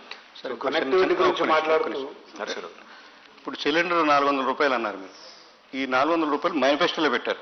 4 ఏళ్ల ముందే మీరు చేసి ఉంటే మహిళల మీద ఇంకా ప్రభావం ఉండు అని మీరు ఏమైనా ఎప్పుడైనా భావించారా? అంటే ఏ అస్త్రం, ఏ పటాకి ఎప్పుడు కావాలో అప్పుడు కావాలి కదా సార్. ఇప్పుడే కలిసి ఇప్పుడు మేమేం చెప్పాము, ఎందుకు దానికి లాజికల్గా చెప్పాము. మోడీ గారు ఆ రోజు ఏమన్నారు, 2014లో సిలిండర్ ధర బాగా పెరిగిపోయింది, మన్మోహన్ సింగ్ గారు కంట్రోల్ చేయలేకపోతున్నారు, సిలిండర్కి నమస్కారం పెట్టి నాకు గుద్దండి అన్నారు. అందరూ గుద్దారు. ఈయన వంగోబెట్టి అందరినీ గుద్దాడు. 400 1200 చేశాడు, 800 పెంచాడు. మేమేమంటున్నాం, ఆ పెరిగిన 800 మేము భరిస్తాం, 400కే ఆ రోజు ఉన్న రేటుకే ఇస్తామని చెప్తున్నాం. సరే, ఎప్పుడో చేసింటే బాగుండేది అంటే బాగానే ఉండేది. కాకపోతే ఇప్పుడు సందర్భం వచ్చింది, డెఫినెట్గా చేస్తే బాగానే ఉంటుంది. ఇప్పటికైనా బెటర్ లేట్ దెన్ ఎవరు అంటారు కదా, ఇప్పుడు చేద్దాం. నిరుద్యోగులు ఇప్పుడు 2.5 లక్షల ఉద్యోగాలు ఇచ్చామంటున్నారు. లేదండి, 1,60,083 పూర్తయింది. 2,32,000 ఉద్యోగాలకి నోటిఫికేషన్ ఇచ్చాం. 1,60,000 అంటే చాలా ఎక్కువ ఇచ్చినట్టే. అయినా కూడా ఇంతకు అసంతృప్తిగా ఉన్నారు వాళ్ళు. అదే చెప్తున్నాను, alignment of expectations and achievement. అంటే ఆశించింది ఇక్కడ ఉండి అచీవ్ చేసింది ఇక్కడ ఉన్నప్పుడు సహజంగా ఉంటుంది. అంటే భారతదేశంలో నిజంగా కూడా ఈ మాట కొద్ది చెప్పాలండి, 145 కోట్లండి మన జనాభా. కేంద్ర ప్రభుత్వంలో ఉన్న ఉద్యోగాల సంఖ్య మొత్తం ఎంత అంటే 59 లక్షలు, including arm forces, including railway మొత్తం కలిపితే. తెలంగాణలో ఎంత? తెలంగాణలో మొత్తం కలిపితే ఇవాళ ఆర్టీసీ కూడా కలిపాం కాబట్టి మరి regular full time employees 3.5 lakhs, part time అయ్యి అన్ని కలుపుకుంటే 1.5 lakhs, మిగతా కార్పొరేషన్లు అన్ని కలిపితే కూడా ఇంకో 2 lakhs ఉంటాయి. సో మొత్తం కలిపి 7.5 లక్షలు అప్రాక్సిమేట్, సబ్జెక్ట్ టు కరెక్షన్. మొత్తం జనాభా ఎంత? 4 కోట్లు. పర్సంటేజ్ టర్మ్స్లో ఎంత ఉంటుంది గవర్నమెంట్ ఎంప్లాయ్మెంట్? అయినా వీళ్ళకి 38 నుంచి 40% బడ్జెట్ అంతా పోతుంది వీళ్ళ శాలరీస్, పెన్షన్స్కి. పాయింట్ ఏంటంటే, ఇక్కడ ఫైన్ బ్యాలెన్స్ అనేది స్ట్రైక్ చేయకపోతే జనాభాలో ఎంతమంది గవర్నమెంట్లోకి వస్తారు? ఇంకొక మాట ఇక్కడ చెప్పాలి సార్. మీరు ఇవాళ ఉదయం చూశాను 40 లక్షల నిరుద్యోగుల ఆక్రోశం అది ఇదన్నారు. సార్, టీఎస్పీఎస్సీలో రిజిస్టర్ అయింది 30 లక్షలు మాత్రమే. ఒకటి, రిజిస్టర్ అయిన ప్రతి ఒక్కరు నిరుద్యోగి కాదండి. పార్ట్ టైం ఉద్యోగం చేస్తూ, ప్రైవేట్ ఉద్యోగం చేస్తూ, గవర్నమెంట్లో కూడా ఒక ఉద్యోగం చేస్తూ మరొక ఉద్యోగానికి అప్లై చేసుకునే వాళ్ళు కూడా ఉన్నారు. కాబట్టి రిజిస్టర్ అయిన ప్రతి ఒక్కరు నిరుద్యోగం తప్పు. 3వ పాయింట్, మేము గ్రూప్ 1 పెట్టాము. పెడితే మొదటిసారి వచ్చింది 3.5 లక్షలు, రెండోసారి కండక్ట్ చేస్తే వచ్చింది 2,30,000. గ్రూప్ 2, గ్రూప్ 3, గ్రూప్ 4 ఇంకా ఇతరత్ర ఎగ్జామ్లు అన్ని కలిపితే మొత్తం హాజరైన అభ్యర్థుల సంఖ్య 12 లక్షలు. అందులో యునీక్ ఎంతమంది అని తీస్తే 8 నుంచి 10 లక్షలు ఉంటారు. సో రాష్ట్రంలో నిరుద్యోగం మీద తారాస్థాయిలో ఎక్కడ లేనంత విజృంభిస్తుంది అనే మాట ఏదైతే చెప్తున్నారో అది అవాస్తవం. 10 నుంచి 12 లక్షలు టోటల్. అందులో పిల్లలకి ఎంతమందికి ఇప్పుడు దాదాపు 1,60,000 మందికి వచ్చిందంటే దాదాపు 10% వచ్చి 10 కాదు 15% మందికి వచ్చింది, which itself is high achievement. So మీరు పర్సెప్షన్ గురించి మాట్లాడినారు. So just want make an observation. ముఖ్యమంత్రి గారు అసెంబ్లీలో ఒక statement, very damaging statement which I felt as a journalist. Damaging to who? Damaging to people who see it. ఏంటంటే మేము ప్రభుత్వ ఉద్యోగాలు ఇవ్వలేము అనే ఒక, but that kind of statement, ప్రభుత్వ ఉద్యోగాలు ఇవ్వలేము అన్నారు, అందరికీ ఇవ్వలేము అనేది అందరికీ కాదు, ఇంటింటికి ఇవ్వలేము, ఇంటింటికి ఇవ్వలేము అది. సరే, let me finish my question. So that, such a comment coming from a personality like KCR, the tall figure in Telangana, and of course the Chief Minister, Don't you think it really damaged, and as you said, you were talking about perception. So that creates the perception that, this government has failed somewhere. So, but, maybe you don't. కాదండి అంటే Perception. వాస్తవాన్ని వాస్తవంగా చెప్పడానికి బేసిజం ఎందుకు? అదేంట perception create అయింది కదా అది. Perception ఎందుకు క్రియేట్ అవుతుంది? నేనేమన్నా అంటే వాస్తవాన్ని వాస్తవంగా చెప్తే తప్పేంటి? కొన్ని సందర్భాల్లో రాజకీయంగా నేను అందుకే అన్నాను, స్థిరచిత్తం, దృఢచిత్తం, స్థిరమైన ఒక లక్షణం ఉండాలి నాయకుడికి. భయం ఎందుకు పడాలి? Okay. But do we have a database as to local youth employed in the IT sector which has created significant number of jobs? Is there any way we could have such a database? No, we don't. Actually, we don't have one, and I don't subscribe to that thought process also, because I think it's a regressive thought. In fact, what I do, what I have done. Saying just database. I'm not saying there should be a reservation or anything. My opposition has started it. My opposition and Congress, I think, has started saying 75% అది ఇది అనేది చెప్తున్నారు. నేనేమన్నా అంటే అది regressive thought. ఎందుకంటే హైదరాబాద్ విశ్వనగరం కావాలి అంటాం. మన పిల్లలు ఇవాళ అత్యధికంగా అమెరికాలో ఉద్యోగం చేస్తున్నారు. మరి మనం వేరే రాష్ట్రం వాడు రాకూడదు అని మాట్లాడేస్తుందో అది కరెక్ట్ కాదు. అంటే there are 2 choices in life. See, you can have a small pie and you can fight over it, or you can have a large pie and you can have a proportionate cut in it. So my philosophy is keep expanding, because ఎంత ఎక్కువ పెరిగితే అంత మంచిది. దానివల్ల అంత ఎక్కువ wealth create అవుతుంది స్టేట్కి, అంత ఎక్కువ ఇమేజ్ వస్తుంది స్టేట్కి, అంత ఎక్కువ ఇండస్ట్రీ వస్తుంది, అండ్ మోస్ట్ ఇంపార్టెంట్లీ ఆపర్చునిటీస్ కూడా పెరుగుతాయి. 10 ఆపర్చునిటీస్లో నీ ఇష్టం ఉన్నది ఎత్తుకో. But the most important thing for hour youth have to understand is you have to skill, up skill and reskill. మన సెల్ ఫోనే నెలకి 3 సార్లు సాఫ్ట్వేర్ అప్డేట్ చేసుకుంటాం మనం. అలాంటిది మన స్కిల్ అప్డేట్ చేసుకోకపోతే ఎట్లా? So I think our youth have to understand it and up their game. Yes, sir. Skill updation, I think Bandaru garu, we have seen him from, All India Radio to, print and, lot of other actors. So I think he's the right guy, fits into the bill. Maybe, sir, me question అడుగుతుంది. మీరు చెప్పినట్టు చాలా కాలం ప్రభుత్వ సంస్థల్లో పనిచేయడంలో హార్ష్గా ప్రశ్న వేయడం కూడా నాకు చేత కాదు. ఒక విషయం ఏంటంటే అక్కడ way forward for next decade అని ఉంది. అందువల్ల ఇప్పుడు నేను ధైర్యంగా అడగలుగుతాను. ఒకటి ఇంకా మీరేం చెప్పారు, 100% మేము విల్ కమ్ బ్యాక్ అని చెప్పి 100%. దాన్ని ఇంతకుముందు ఒకసారి ప్రెస్ క్లబ్లో మున్సిపల్ ఎలక్షన్స్కి ముందు పెట్టినప్పుడు కూడా మీరు ఇంతే ఒక మాట చెప్పారు. మీరు చూస్తుండండి, రిజల్ట్స్ రోజు కలుద్దాం, 100 మాకు 100 దాడుతాయని చెప్పి మీరు చెప్పారు. ఆ రోజు నిజమైన మాట మాత్రం. తర్వాత మళ్ళీ ఎలక్షన్ వేరే అనుకోండి, ఆ రోజు మీరు చెప్పింది నిజమైంది, ఒప్పుకుంటాం. కాబట్టి ఇది కూడా మీరు చెప్పారు, కాన్ఫిడెంట్గా చెప్తున్నారు కనుక నేను నెక్స్ట్ డికేడ్ గురించి మాట్లాడతాను. ఏంటంటే ఇంకాక నుంచి మాట్లాడుతున్నారు ఉద్యోగం, ఉపాధి. ఉద్యోగం వేరు, ఉపాధి వేరండి. మీరు ఇంకా చెప్పారు చూస్తారా, ప్రతి వాడికి ఏదో పని కల్పించుకోవాలి. ఇవాళ మారిపోతుంది ప్రపంచం, ఎంత వేగంగా మారిపోతుందంటే శంభుని శిరంబంధుల నుంచి కింద పడుతుంది చూస్తారా గంగ, అంత స్పీడ్గా మారిపోతుంది ప్రపంచం. ఒక 5 ఏళ్ల క్రితానికి 10 ఏళ్ల క్రితానికి వాళ్ళు ఉన్న పరిస్థితులు, యువకుల ఆలోచనలో కానీ అసలు మొత్తం మెంటాలిటీలే మారిపోతున్నాయి. ఆకాంక్షలు, ఆపేక్షలు, తర్వాత అవసరాలు అన్నీ మారిపోతున్నాయండి. ఒక 10 ఏళ్ల క్రితం ఉన్నవి ఇప్పుడు లేవు. దాన్ని దృష్టిలో పెట్టుకొని మీ రాజకీయ పార్టీలు, నేను మీ ఒక్కరినే అంటలేదు, రాజకీయ పార్టీలు ఒక కొత్త అంటే ఏంటి, ఎంతసేపు సాంప్రదాయబద్ధమైనటువంటి హామీలు ఇవ్వటం, ఏదో ల్యాప్టాప్లు ఇస్తాం, ఇది ఇస్తాం, సైకిల్ కొని పెడతాం, ఇలా కాకుండా నెక్స్ట్ యుగం అంటే మారిపోతున్న యుగం వస్తాం. నీకు 10 ఏళ్ల తర్వాత ఇవాళ కూర్చొని మనం మాట్లాడుతున్న పరిస్థితులు ఉండవు. 10 ఏళ్ల తర్వాత ఖచ్చితంగా చెబుతాను ఆ విషయం. కాబట్టి దానికి తగ్గ ప్రణాళికలు కానీ ఏదైనా చేస్తే కరెక్ట్గా సూటబుల్గా ఉంటాయి. ఇప్పుడు ఏమవుతుందంటే అందరూ సాంప్రదాయం, ఒకళ్ళు ఇస్తారు ఒక ఎన్నికల ప్రణాళికలు, దాంట్లో నుంచి 2 బేట వేసి ఇంకోటి పెడతాడు, అంతకుమించి కనపట్టలేదు. మేము 500 రూపాయలకి సిలిండర్ ఇస్తామంటే ఇప్పుడు 300కి ఇస్తాం. ఇలా వేలంపాట్ల వ్యవహారం అయిపోయింది తప్పితే ఒక ఖచ్చితమైన ప్రాక్టికల్ అప్రోచ్ కనపడాలనేది మీరు యూత్ ఐకాన్గా జనం భావిస్తున్నారు. కాబట్టి మీలాంటి వాళ్ళు దాన్ని ఇనిషియేట్ తీసుకోవాలి. అంటే ఎక్కడి నుంచి మొదలవ్వాలంటే చెప్పా కదా, మనస్తత్వం మారాలి. ఉద్యోగం అంటే ప్రభుత్వ ఉద్యోగం అది కాదు, ఉద్యోగం అనే దాని పక్కనండి ఉపాధి ఈజ్ ఇంపార్టెంట్. దాన్ని కనుక మీరు పెట్టుకుంటే ఎవడు ఉద్యోగం కోసం రాడని నా ఉద్దేశం. శ్రీనివాసరావు గారు, ఒక రిక్వెస్ట్. నేను 9.5 ఏళ్లలో ఒక బలమైన ప్రయత్నం చేశాం సార్. ఎట్లా అంటారా, ఇవాళ మీరన్న కాన్సెప్ట్లోనే మనం అందరం ఉద్యోగాల వైపే, ఉద్యోగార్హులుగానే, ఉద్యోగార్థులుగానే ఎందుకు ఉండాలి, మనమే ఎందుకు ఉద్యోగాలు సృష్టించకూడదని ఆలోచనతో సృష్టించినవే టీ హబ్బు, వి హబ్బు, టీఎస్ఐసి, రిచ్, ఇట్లా ఒక 10 ఇన్స్టిట్యూషన్స్ క్రియేట్ చేశాం. దానిలో ఇవాళ 100 మంది పిల్లలు, 1000 మంది పిల్లలు వాళ్ళ స్టార్టప్స్ కానీ ఇంకోటి కానీ వాళ్ళు ట్రై చేస్తూ ఉన్నారు. అది మీరు దయచేసి ఒక్కసారి స్టడీ చేయండి, అధ్యయనం చేయండి. మీకు అందులో జరిగిన టీ వర్క్స్ ఇవన్నీ కూడా వందల వేల స్టార్టప్స్ ఉన్నాయి అక్కడ, ఒకటి రెండు కాదు. మీరు ఒకసారి దయచేసి అది చూడండి. రెండోదండి, నెక్స్ట్ టర్మ్లో, ఇన్ఫాక్ట్ లాస్ట్ టర్మ్లో స్టార్ట్ చేశాము, నెక్స్ట్ టర్మ్లో చేయాలనుకుంటున్న వాటిలో ఇంకొక ముఖ్యమైన మాట ఒకటి. ఇప్పుడు పిల్లలు చదువుతున్నారు, కాలేజీలో ఉన్నారు. కాలేజీలో ఉన్నప్పుడే వాళ్ళకి కనుక మనం ప్రాక్టికల్ ఎక్స్పోజర్ ఇస్తే, ప్రాక్టీస్ స్కూల్, అప్రెంటిస్షిప్ అంటారు కదా, ఉపాధి, అది కనుక చేయగలిగితే జర్మనీలో చేస్తారు. అది బాగా చాలా లాభం ఉంటుందని కేసీఆర్ గారు మాకు 2-3 సందర్భాల్లో మాకు ఆదేశించారు. దురదృష్టవశాత్తు ఇంప్లిమెంట్ చేయలేకపోయిన జేఎన్టీలో ఒక చిన్న విభాగం స్టార్ట్ చేశాము. నెక్స్ట్ టర్మ్లో అది బలంగా చేస్తాం. తద్వారా ఏమవుతుందంటే పిల్లలకి చదువుతున్నప్పుడే ఆ ఓరియంటేషన్, ప్రాక్టికల్ ఎక్స్పోజర్, ఓరియంటేషన్ రావాలి.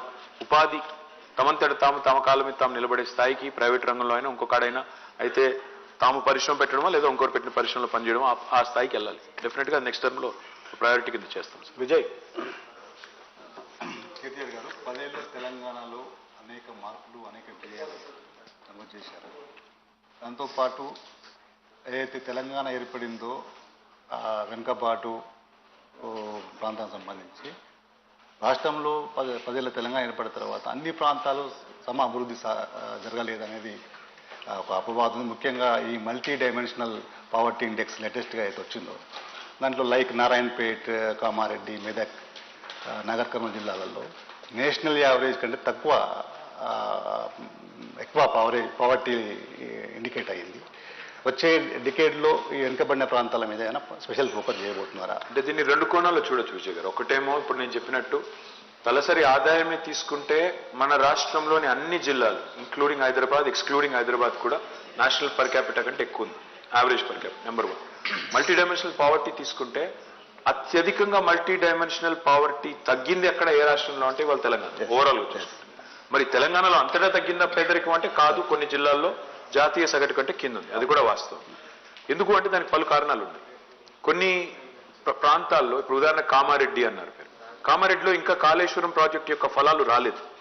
గోదావరి నీళ్ళు ఏవైతే ఆ మంచిప్ప ప్రాజెక్టు నుంచి రావాలో ఇంకా రాలేదు. అవి వస్తే కామారెడ్డిలో కూడా సాగునీరు వస్తుంది. సాగునీరు వస్తే సాగునీరుతో సంపద వస్తుంది. సంపదతో ఆటోమేటిక్గా మరి ఆ పావర్టీ కూడా తగ్గుతుంది. నారాయణపేటలో కూడా పాలమూరు రంగారెడ్డి ఎత్తిపోతల పథకం ఇప్పుడు ఆన్ అయింది, పంప్ ఆన్ అయింది, ఫస్ట్ పంప్ హౌస్ నడుస్తూ ఉంది. అక్కడికి కూడా నీళ్ళు వస్తే ఆటోమేటిక్గా అడుగుపోతుంది. మీరు ఒక చరిత్రలో చూస్తే జగిత్యాలలో నక్సలిజం బలంగా ఉండేది. In fact I think Muppalla Lakshmanarao గారిది కూడా బీర్కూర అక్కడే ఉంటుంది జగిత్యాల.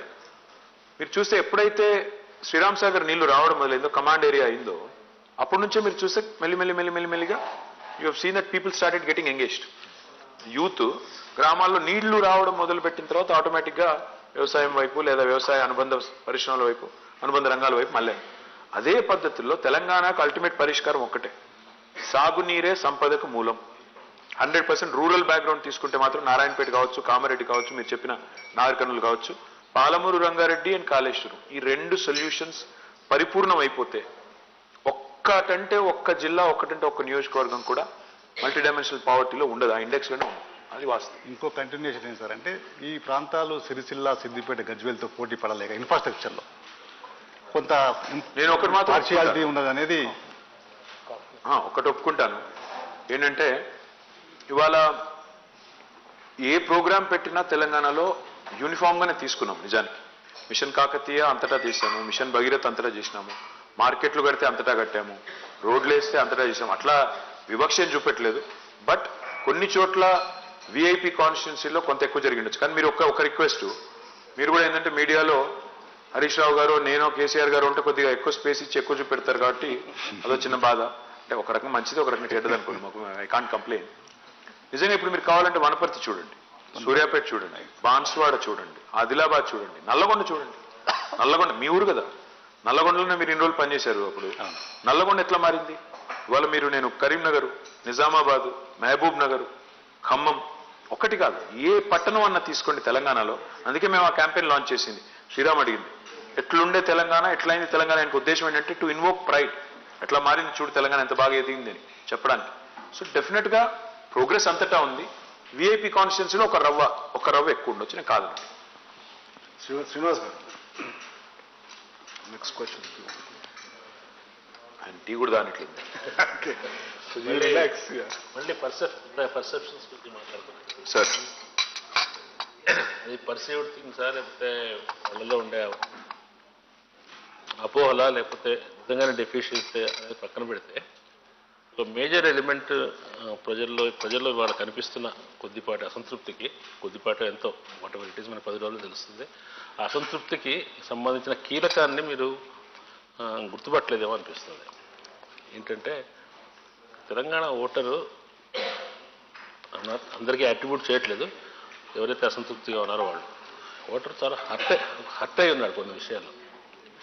నాట్ దట్ మీరు ఉద్యోగాలు ఇవ్వలేదని కాదు, ఉద్యోగాలు ఇవ్వని సిచ్యువేషన్ని మీరు హ్యాండిల్ చేసిన పద్ధతికి, వాళ్ళను ఖాతరు చేయని పద్ధతికి, లేదంటే కొన్ని విషయాల్లో ప్రభుత్వానికి ప్రజలకు మధ్య ఉండవలసినటువంటి అప్రోచ్ సరిగా లేకపోవటం వల్ల కొన్ని ప్రజలు ఏదైనా అడిగితే వెంటనే దాన్ని డినై చేస్తూ ఉండటం, ఇటువంటి ఒక యాటిట్యూడ్ వల్ల ప్రభుత్వం నుంచి ఉంచే ఒక యాటిట్యూడ్ వల్ల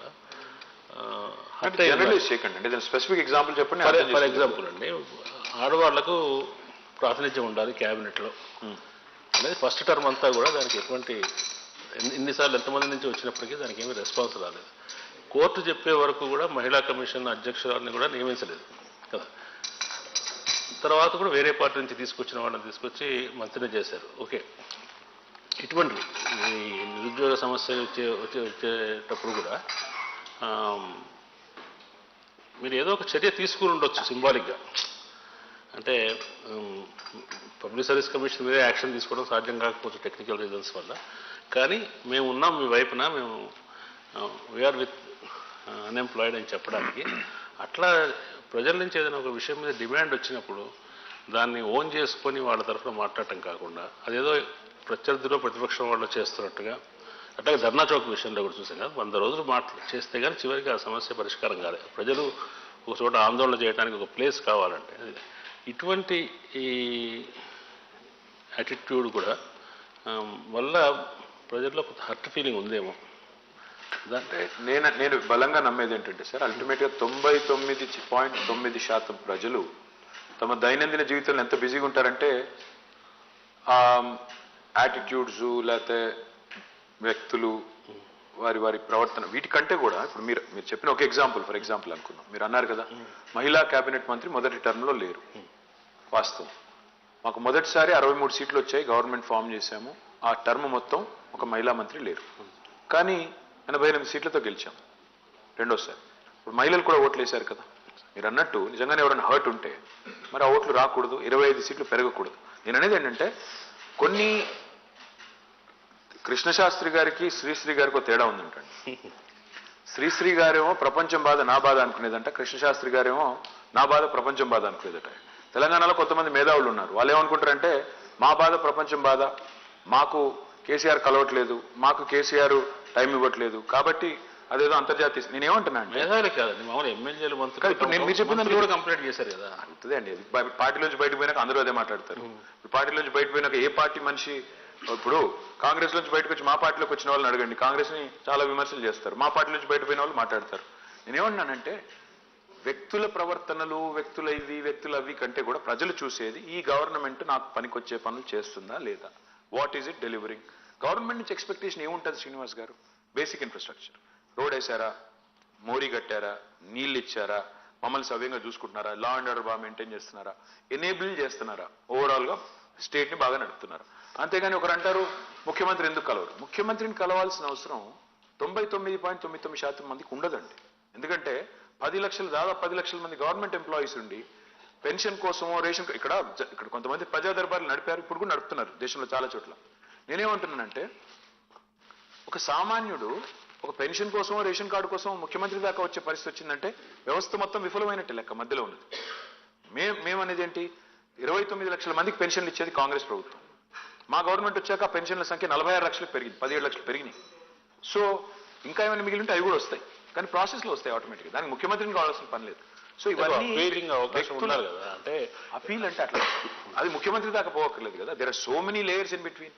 మీరు వీఆర్ఏ ఉన్నారు, వీఆర్ఓ గ్రామ స్థాయి నుంచి రాష్ట్ర స్థాయి దాకా ఇంత అధికారగణం, మంత్రులు, ఎమ్మెల్యేలు, కౌన్సిలర్లు, సర్పంచ్లు, 5 అంచెల ప్రభుత్వ వ్యవస్థ, ఇన్ని పెట్టుకుని ఒక ముఖ్యమంత్రిని టార్గెట్ చేసి ఆయన 20 ముఖ్యమంత్రులు ఇచ్చారు కదండి టైం అంటే. అదే అది వ్యవస్థ వైఫల్యం అంటున్నాను. అది తప్పు అన్నది. షో పుటప్ కోసం నేను బిల్డప్ కోసం నేను చాలా గొప్పవాడిని చెప్పుకోవడం కోసం ప్రజాస్వామికంగా ఎంతమంది కలుస్తారండి ముఖ్యమంత్రులు రోజుకి? 100 మందినా 50 మందినా? అంటే 50 మందిని మరి అప్పుడు 8.5 కోట్ల రాష్ట్రం 100 మందిని కలిస్తే దాని శాంపిల్ సైజ్ ఎంత? అది పెద్ద చాలా ప్రజాస్వామికం అనుకుంటే అట్లా సింబాలిక్ గా అదే అండి. సింబాలిజం టోకెనిజమే చేయమంటే డ్రామా చేయమంటే మేము కూడా చేస్తాం, అద్భుతంగా చేస్తాం. రక్తి కట్టించమంటే కట్టిస్తాం, కానీ దానివల్ల ఫలితం ఉందా? అల్టిమేట్ గా ఇవాళ 65 ఏళ్ళు మాకంటే ముందు పరిపాలించిన వాళ్ళు తాగునీటిలో ఎగ్జిక్యూట్ చేయలేపారు, తాగునీటి ఫ్లోరోసిస్ అనే సమస్యను పరిష్కారం చేయలేపారు శ్రీనివాస్ గారు. ఇవాళ మేము చేశాం. ఎందుకు? నిబద్ధతతో ఫోకస్డ్ గా ఫుల్ ఆన్ పని చేశాం కాబట్టి చేశాం. నిబద్ధతతో పనిచేశాం కాబట్టే ఇవాళ తెలంగాణకు సాగునీరు వచ్చింది. నిబద్ధతతో పనిచేశాం కాబట్టి తెలంగాణలో ఇంత సంపద సృష్టించబడింది. కాబట్టి మా ఫోకస్ ఏమో ఇంత ప్యాషనేట్ గా సంపాదించుకున్న ఈ స్టేట్ లో అసలు బేసిక్ ఇష్యూస్ ఏంటి, ప్రజలకు సంబంధించిన ఇష్యూస్ ఏంటి, జనబాహుల్యానికి ఎట్లా లాభం జరగాలని మేము చూసాం. సరే, అందులో కొంతమంది ప్రైడ్ ఈగో హర్ట్ అయ్యిండొచ్చు, నేను కాదనట్లేదు. కానీ అది పెద్ద అవరోధంగా మారుతుంది ఎన్నికల్లో అనుకు మాత్రం నేను అనుకోనండి. వాస్తవం. Sriram. So, when you meet people, when people meet you, common people, voters, they take a selfie with you. It will not help them in any way enhance their delivery. The truth is, more than the delivery you do, there's an emotional bond that gets attached. So how many people can you meet? Symbolism, tokenism cannot be about posturing, cannot just be about political dividends all the time, Sriram. Because end of the day, a chief minister or a minister or a legislator. See, people have forgotten the definition of MLA. MLA is a member of Legislative Assembly. He's supposed to be passing legislation. What are the MLAs doing in our country now? ఏం చేస్తున్నారు? వాళ్ళందరూ councillor చేయాల్సిన పని, సర్పంచ్ చేయాల్సిన పని కూడా చేస్తున్నారు. ప్రధానమంత్రులు కూడా పెన్షన్లు ఇచ్చుకుంటూ తిరిగితే ఏమన్నా అంటే దట్స్ నాట్ రైట్. ఇప్పుడు ప్రధానమంత్రి గారు వెళ్ళి ప్రతి ఊర్లో జెండాలు ఊపుతున్నారు. అదే స్టేషన్ మాస్టర్ కూడా చేయొచ్చు, లేదా లోకల్ ఎంపీ కూడా చేయొచ్చు. షో పుటప్ కి బిల్డప్ కి చేయాలనుకుంటే చాలా చేయొచ్చు Sriram. Our chief minister doesn't believe it. Yeah, fair. Yeah, Sriram, I think Minister Chala very cleverly has diverted this entire discussion onto development rather than politics. Which is good, no? Which is good, of course. But Yeah. Sir, but Ram, please. Srinath, Bannar, ఒక్క నిమిషం sir. బన్నారు Affordability. ఒక్క నిమిషం, just నేను కూడా నా దాని మీద అడుగుతాను. How important and how much weightage will development have the day now, November 30th? How much pride, how much a sense of fear, how much of pride, how much of hope do you I think it's very important. Good economics is good politics, Sriram. Good economics is always good politics. People are smarter than all of us politicians combined. ఎవరు అంత పిచ్చివాళ్ళు కాదు. జేబులో ఉండే 100 రూపాయలు పారేసి కింద ఉండే చిల్లర రూపాయలు నేర్చుకునేటోళ్ళు ఎవరు లేరు. అంత పిచ్చోళ్ళు ఎవరు లేరు. ఇంత బాగా పనిచేస్తున్న గవర్నమెంట్ వదులుకొని రోడ్డు మీద ఏదో ఒక చిల్లర నాణం కనబడింది, దానికోసం ఆశపడితే ఇది పోతుంది అది పోతుంది. People are very smart that way. And yes, I agree, battle between IQ and EQ తీసుకుంటే ఇంటెలిజెన్స్ కోషంటా, ఇమోషనల్ కోషంటా అంటే sometimes in India logic కంటే ఎక్కువ మ్యాజిక్కే నమ్ముతారు. కాకపోతే నాకున్న విశ్వాసం ఏంటంటే అల్టిమేట్గా ప్రజలు they can see through the design, see through the negative propaganda, see through a lot of posturing, and eventually we'll pick the right party and right candidate. I think let's get into, from development, let's get into politics, because that is what is all about for the next 5 days and November 30th. Sorry, yeah, Narasimharao. Political question. Political. And the development question. Hijack chestunaru. Chala, only he is selling his state, his party, not his state, not our state, of course. So let's get into politics, sir. BJP అనేది ఒక పెద్ద సంస్థ. I mean it's ruling the country. And చాలా మందిలో ఈ perception కింది వరకు వెళ్ళిపోయింది. మీరు ఎంత చెప్పినా చాలా మంది నమ్మట్లేదు అనేది మా feedback. BJP and BRS are together. అంటే I don't want answers like Congress arrest చేస్తలేరు, అది చేస్తలేదు, ఇది కాదు. బట్ నిజంగా చెప్పండి, ఈ పర్సెప్షన్ రావడానికి కారణం ఏంది? BJP and BRS together. It is not just because you support bills or something like that. There is a deeper understanding between BJP and BRS is the feeling of people. Do you agree or deny? Of course I deny. And secondly, మా history కూడా తెలవాలి. ఇప్పుడు కేసీఆర్ గారు రాజకీయాల్లోకి వచ్చింది 1978 ఆ ప్రాంతం. దాదాపు I don't know the math ఎంత, ఇప్పుడు 45 ఏళ్ళు 45 years అయిపోయింది. 45 ఏళ్ల కేసీఆర్ గారి వ్యక్తిగత రాజకీయ జీవితం తీసుకున్నా, లేదా 23 years of TRS and now BRS history తీసుకున్నా, ఏ రోజు కూడా ఏ ఒక్క లోకల్ బాడీ ఎలక్షన్లో కూడా మేము బీజేపీతో పొరపాటును కూడా అలైన్ అవ్వలేదు వాళ్ళ ఐడియాలజీతో. ఈ 45 ఏళ్ళు ప్లస్ 23 ఏళ్ళు మేము ఇప్పుడు between Modi and KCR. I'm coming there. So 23 years తీసుకుంటే మా పార్టీ పెట్టిన తర్వాత this is our 5th general election, 5వ జనరల్ ఎలక్షన్, సార్వత్రిక ఎన్నిక. మేము మొదటిసారి 2004లో కాంగ్రెస్తో పొత్తు పెట్టుకున్నాము, 2009లో కమ్యూనిస్టులతో టీడీపీతో పొత్తు పెట్టుకున్నాము, 14లో 18లో 23లో ఒంటరిగా పోరాడుతున్నాం. చివరికి మున్సిపల్ ఎలక్షన్లో కూడా ఎక్కడ బీజేపీతో మేము అంట కాగలేదు. ఇంకా ఎవరైనా పొత్తు పెట్టుకున్నారా బీజేపీతో ఈ రాష్ట్రంలో అంటే మీరు కావాలంటే ఇప్పుడు కూడా చెక్ చేసుకోవచ్చు. మక్తల్ మున్సిపాలిటీలో, మణికొండ మున్సిపాలిటీలో కాంగ్రెస్ బీజేపీ కలిసి దే ఫార్మ్ ద కౌన్సిల్. ఆదిలాబాద్లో, నిజామాబాద్లో, కరీంనగర్లో లాస్ట్ పార్లమెంట్ ఎలక్షన్లో మొత్తం కాంగ్రెస్ ఓటు బీజేపీకి ట్రాన్స్ఫర్ చేయించి 3 బీజేపీ అభ్యర్థులను గెలిపించింది కాంగ్రెస్. ఇంకొక మాట, ఎందుకు అట్లాంటప్పుడు ఎందుకు ఈ హడావుడి? ఎందుకంటే నిజం కడప దాటే లోపల అబద్ధం ఊరంతా తిరిగి వస్తుంది. రవికాంత్ గారు ఒకటే వాళ్ళందరూ చెప్పేది ఏంటి, మీ మీద కేసులు పెట్టారు కానీ అరెస్ట్ చేయట్లేదు, ఇదే కదా వాళ్ళు చెప్పేది. నేను అనేది అసలు నిజంగానే మేము బీ టీం అయితే, నిజంగా మాకు వాళ్ళకి ఏదైనా సంబంధం ఉంటే మా మీద కేసు ఎందుకు పెడతారు? అసలు మొదలు కేసే పెట్టకూడదు కదా లాజికల్గా. కేసు పెట్టారు, సరే పెట్టారు, ఓకే. మేము సుప్రీంకోర్టుకి వెళ్ళి స్టే తెచ్చుకున్నాం. కోర్టు ద్వారా ఆగింది తప్ప అరెస్ట్ అనేది వాళ్ళెవరో ఆపింది కాదు, వీళ్ళెవరో చేసింది కాదు. ఒక పాయింట్. రెండోది, అరెస్టు చేయకపోవడమే మీరు వాళ్ళు ఒకటి అనే దానికి సంకేతం అంటే, లేదా బిల్స్లో మద్దతు ఇవ్వడమే సంకేతం అంటే, కాంగ్రెస్ కూడా బిల్లులకు మద్దతు ఇచ్చింది. కాంగ్రెస్ నాయకులు రాహుల్ గాంధీ, సోనియా గాంధీ మీద కూడా కేసు ఉంది, వాళ్ళని కూడా అరెస్ట్ చేయట్లేదు. That is ground enough, if that is proof enough that we have colluded or we are together, మరి వాళ్ళకు అదే వర్తిస్తుంది కదా. కాబట్టి ఇది ఇంకొకటి, ఇది why this propaganda, why? Because one simple reason. ఒక బీజేపీ అనే కాదు, ఇప్పుడు సేమ్ మోడీ వస్తారు, కేసీఆర్ కాంగ్రెస్ పార్టీకి సపోర్ట్ చేస్తున్నాడు కర్ణాటకలో అంటాడు, మరి ఆయన అదంటాడు, ఈయన ఇదంటాడు. పాయింట్ ఏంటంటే వీళ్ళిద్దరిది there is a unison of purpose. అదేంటి? They don't want third person to emerge in the country. ఒక 3వ వ్యక్తి అనేవాడి దేశంలో ఉండకూడదు. అయితే రాహుల్ గాంధీ ఉండాలి, నరేంద్ర మోడీ ఉండాలి, 2 క్యాంప్స్ ఉండాలి, 2 కొంపలు ఉండాలి, 3వ కొంప పుట్టకూడదు. ఇది వాళ్ళ ఎజెండా, కామన్ ఎజెండా. ఎందుకంటే మోడీకి తెలుసు రాహుల్ గాంధీని ఈజీగా ఫుట్బాల్ ఆడేయచ్చు, ఏముంది ఆయనలో. కాబట్టి Rahul Gandhi is the easiest opponent to kick. So therefore Modi would like it that way. But 100% మీకు ఒక మాట మాత్రం ఇస్తున్నా ఈ వేదిక ద్వారా చూసే వాళ్ళకు కూడా. మేము ఒకసారి కాదు ఇప్పటికి 100 సార్లు చెప్పాం, we will never align with anybody like BJP. Even post 24, this is a commitment that we will not align with them.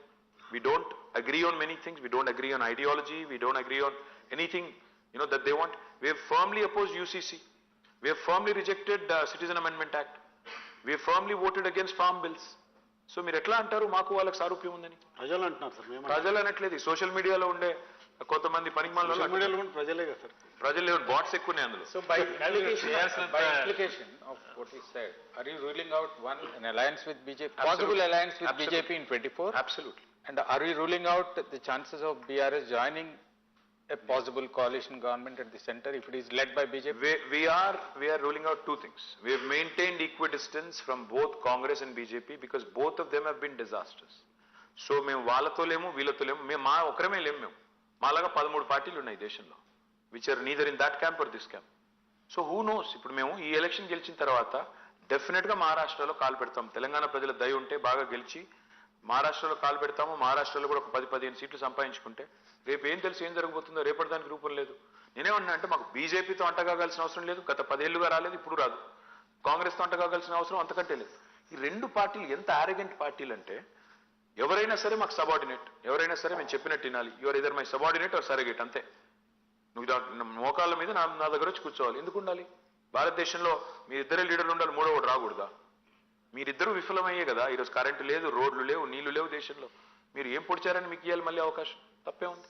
ఇంకోటి ట్రై చేస్తానంటే ఎలిగేషన్ మీరు చేయాల్సినంత తీవ్రంగా ఖండించట్లేదండి. లేదండి, బీజేపీతో అంటే BJP is a non existent party here sir. Problem ఏంటంటే ఎన్నిసార్లు చెప్పినా ఇప్పుడు ఏమవుతుంది నిజంగా శ్రీనివాస్ గారు, ఇది పాజిటివ్ ఎంత మాట్లాడినా పోదు. అదే నేను ఇప్పుడు మోడీని పట్టుకుని బండబూతులు తిడితే తెల్లారి పతాక శీర్షికలో ఉంటుంది. మోడీని పట్టుకుని బూతులు తిట్టాను అనుకోండి, పతాక శీర్షికలు. మోడీ మాకు విభేదం ఉంది, సైద్ధాంతిక విభేదం ఉంది, ఆయనతో పడదు, మేము ఆయనతో పొత్తు పెట్టుకోము అని ఎంత గొప్పగా చెప్పినా మీరు రాయరు. అంటే మీరు కాదు, రాయరు. అదంతే, అది nature of news. Robinson. So the bigger question is that I can understand that you don't want to align with the Congress and the BJP. Or the BJP. Or the BJP. Or and the BJP is also right. This Congress and But BJP at are the same time, you can't deny the fact that the regional parties too have now aligned themselves this way or that. The ones that you also wanted to align with. Robin, I'll tell you what, it's a funny thing. See, Rahul Gandhi goes to Calcutta, calls BJP, Didi, Mamata Banerjee, the B team of BJP. Then goes to Delhi. He calls Arvind Kejriwal, the BJP's B team, and now he conveniently associates with both of them. Now you go figure. Who's B team and kya hai? मैं क्या बोल रहा हूँ? ये जो alliance, temporary marriages of convenience, this is not what India is looking for, honestly. I think India wants a truly, a true change to come about. And if Telangana has succeeded in doing several things in 9 years, why not Maharashtra? Why not some other state where we can make a foray and do something impactful? Nothing wrong in dreaming, no?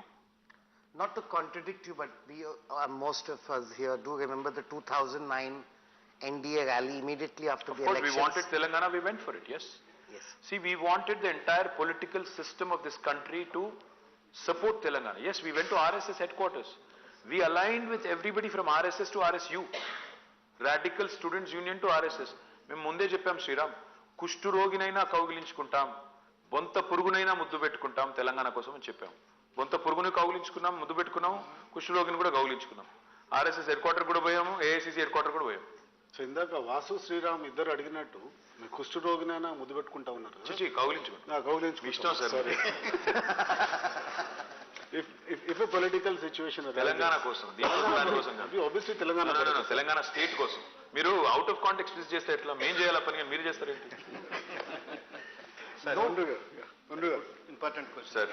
Andhra Pradesh, కర్ణాటకలో విపరీతమైన హామీలు ఇచ్చి దానికి మొత్తం డబ్బులన్నీ దాన్ని ఖర్చు పెడుతున్న డెవలప్మెంట్ ఆగిపోయింది. ఏపీలో మీరే చెప్తున్నారు రోడ్లు, తెలంగాణ రోడ్లు, ఆంధ్ర రోడ్లు. ఇక్కడ కూడా మీరు కాంగ్రెస్తో పోటీ పడి మీరు కూడా హామీలు ఇచ్చారు ఫస్ట్ టైం. ఇప్పుడు ఆల్రెడీ ఎంప్లాయీస్కే 1వ తారీఖు 2వ తారీఖు కూడా జీతాలు రావట్లేదు. ఇప్పుడు దీన్ని ఎలా మీరు చేయబోతున్నారు? సార్, ఇవాళ ఎంప్లాయీస్ జీతాల మాటకే వస్తే ఎంప్లాయీ జీతాలు కరోనా తర్వాత చాలా రాష్ట్రాల్లో అదే ఈ హామీలు వచ్చిన తర్వాత దాన్ని ఎలాగ డెవలప్మెంట్ ఎలా చేయబోతున్నారు? మేము ఒక్కొక్క రూపాయి లెక్కేసుకుని మేము హామీలు ఇచ్చాం తప్ప మేము వాళ్ళలాగా, నేను చూస్తా ఉన్నాను ఈ మధ్యన కాంగ్రెస్ నాయకులను అడుగుతున్నారు. ఇప్పుడు మన అడిగినట్టే మీరు కాంగ్రెస్ వాళ్ళని అడిగారు, మీ హామీలో మొత్తం విలువ ఎంతో తెలుసా అని అడిగారు. అడిగితే వాళ్ళు చాలా అతి తెలివితేటలు ప్రదర్శించి ఏం చెప్తున్నారు? ఏముంది, కేసీఆర్ కక్కిందంతా తిన్నదంతా కక్కిస్తాం, కట్టేస్తాం. అసలు ఆ కాంగ్రెస్ పార్టీలో ఏ ఒక్కడికి ఏది తెలియదు వాస్తవం చెప్పాలంటే. ఎందుకంటారా?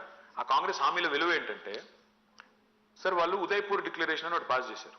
ఏం చెప్పారు అందులో? సొంత పార్టీలో టికెట్ కేటాయింపుల గురించి పాస్ చేసింది ఉదయపూర్ డిక్లరేషన్. కుటుంబానికి ఒకటే టికెట్ అన్నారు. తెలంగాణలో ఎన్ని కుటుంబాల్లో ఎన్ని టికెట్లు ఇచ్చారు సార్? కోమటిరెడ్డి కుటుంబంలో 2, మైనంపల్లి కుటుంబంలో 2, గడ్డం వివేకు, గడ్డం వెంకటస్వామి గారు, గడ్డం వినోద్ గారు, తర్వాత మన పద్మావతి గారు, ఉత్తమ్ కుమార్ రెడ్డి గారు. వాళ్ళు చేసిన డిక్లరేషన్ వాళ్ళే ఆనర్ చేయరు. వాళ్ళ సొంత పార్టీ టికెట్ కార్డునే వాళ్ళు ఆనర్ చేయరు, ఖాతరు చేయరు. వీళ్ళు ఇచ్చే హామీలు మేనిఫెస్టోలకి వాళ్ళకు కూడా తెలుసండి. ఎట్లాగో అయ్యేది లేదు, పోయేది లేదు, గాలికి పోయే పేలపిండి కృష్ణార్పణ నోటికి వచ్చిన వాగ్దానాలు ఇచ్చారు. అందులో లెక్క చూసుకోలేదు, పత్రం లేదు, ఏం లేదు. నేను అనేది ఏంటంటే సార్, మేము మాత్రం అట్లా కాకుండా ఒక్కొక్క రూపాయి లెక్కేసుకొని ఎంత ఖర్చు, ఎంత మాకు భారం పడుతుంది. ఎందుకంటే గవర్నమెంట్లోకి వచ్చేది మేము, రేపు నడపాల్సింది మేము, మాకు తెలుసు అది. అందుకే సౌభాగ్య లక్ష్మిని పెట్టాం. దానిలో ఎంతమంది మహిళలకు ఇవ్వాల్సి వస్తుంది, ఆసరా పెంచుతున్నాం. కానీ మేము బాధ్యత రహితంగా చెప్పలేదు. స్టేట్ ఎకానమీ పెరిగిన కొద్దీ పెంచుతామని చెప్పాం. ఫస్ట్ 3,000 చేస్తాము, తర్వాత 3,500, తర్వాత 4,000, తర్వాత 4,500, 5వ ఏటికి 5,000 చేస్తామని చెప్పాం. ఓట్ల కోసం తెల్లారే చేస్తామని అబద్ధం చెప్పలేదు. రైతు బంధు చెప్పాం, 10,000, 16,000 చేస్తామని చెప్పాం, కానీ స్టెప్ వైజ్ పోతామని చెప్పాం. సో మేము చెప్పింది ఎవ్రీ ఇయర్ ఒక గ్రోత్ ఫ్యాక్టర్ చేసుకొని ప్రతి సంవత్సరం మా రెవెన్యూ ఎంత పెరగవచ్చు, ఎంత మేరకు మేము పూడ్చవచ్చు అని చూసుకొని చెప్పాను తప్ప బాధ్యత రహితంగా చెప్పలేదు. మీరు ఇంకా వాళ్ళు చాలా చెప్పారు, మేము చెప్పిన దానికంటే ఒక 500-600 రెట్లు ఎక్కువ చెప్పారు. కానీ మేము అన్నిట్లోకి పోలేదు. We didn't go into that option. Vijay sir, తెలంగాణకు సంబంధించి ఎక్కువ మంది సిట్టింగ్లకి ఈసారి, అంటే మోస్ట్ ప్రాబ్లీ దాదాపు 10-15 తప్పిస్తే ఎక్కువ మంది సిట్టింగ్లకు ఇచ్చారు. ఆ సిట్టింగ్లకు ఇవ్వడం వల్ల ఏమైనా ప్రతిబంధకం అవుతుందా, లేదా మీకు ఆయన అడ్వాంటేజ్ ఉందా? చూసి బోర్ కొట్టిన మొహాలు అంటారా ఎట్లా? అంటే చాలా కాన్స్టిట్యున్సీలలో అంటే 2 టర్మ్స్కి మేము బోర్ కొడితే మరి కాంగ్రెస్ వాళ్ళు 11 టర్మ్స్ భరించారు కదా. నేనేమన్నా అంటే గవర్నమెంట్ అనేది అల్టిమేట్ గా చూస్తే, అంటే మరి నవీన్ పట్నాయక్ గారు ఇప్పుడు 5th టర్మ్ అనుకుంటా, 5th or 4th. అట్లాగే ఏమంటారు, గుజరాత్ లో 5th or 6th term, 6 terms consecutive గా. సో మరి వాళ్ళకేమో మార్పు మంచిది కాదు, మా కాడికి వచ్చేసరికి మార్పు. అందుకే నేనేమంటున్నా అంటే సిట్టింగ్లు అనే దానికంటే కూడా చూసేది సార్వత్రిక ఎన్నిక. విజయ్ గారు, రాష్ట్రాన్ని ఎవరి చేతుల్లో పెట్టాలి అనే ఎలక్షన్. ఎమ్మెల్యే క్యాండిడేట్ కూడా ఇంపార్టెంట్, నేను కాదనట్లేదు. But at the same time రాష్ట్రాన్ని ఎవరు నడుపుతారు? నేను ఇవాళ స్ట్రైట్గా అడిగేది ఒకటే.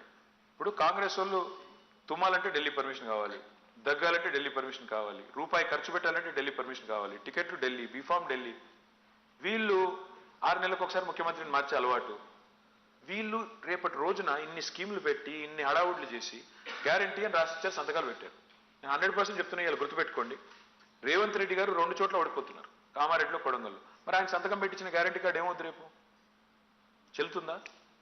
నేనేమన్నాను సార్ అంటే అల్టిమేట్గా ప్రజలు చూసేది రాష్ట్రాన్ని ఎవరు నడుపుతారు. ఇవాళ కాంగ్రెస్లో ఎవరు నడుపుతారు అంటే వాళ్ళకే తెలవదు. కాబట్టి ప్రజలు అంత అమాయకంగా ఎవరి చేతుల్లో పడితే వాళ్ళ చేతుల్లో రాష్ట్రాన్ని పెడతారని నేను అనుకోను. ఎమ్మెల్యేల మీద అక్కడక్కడ ఉన్నది అని మీరు అంటున్నారు.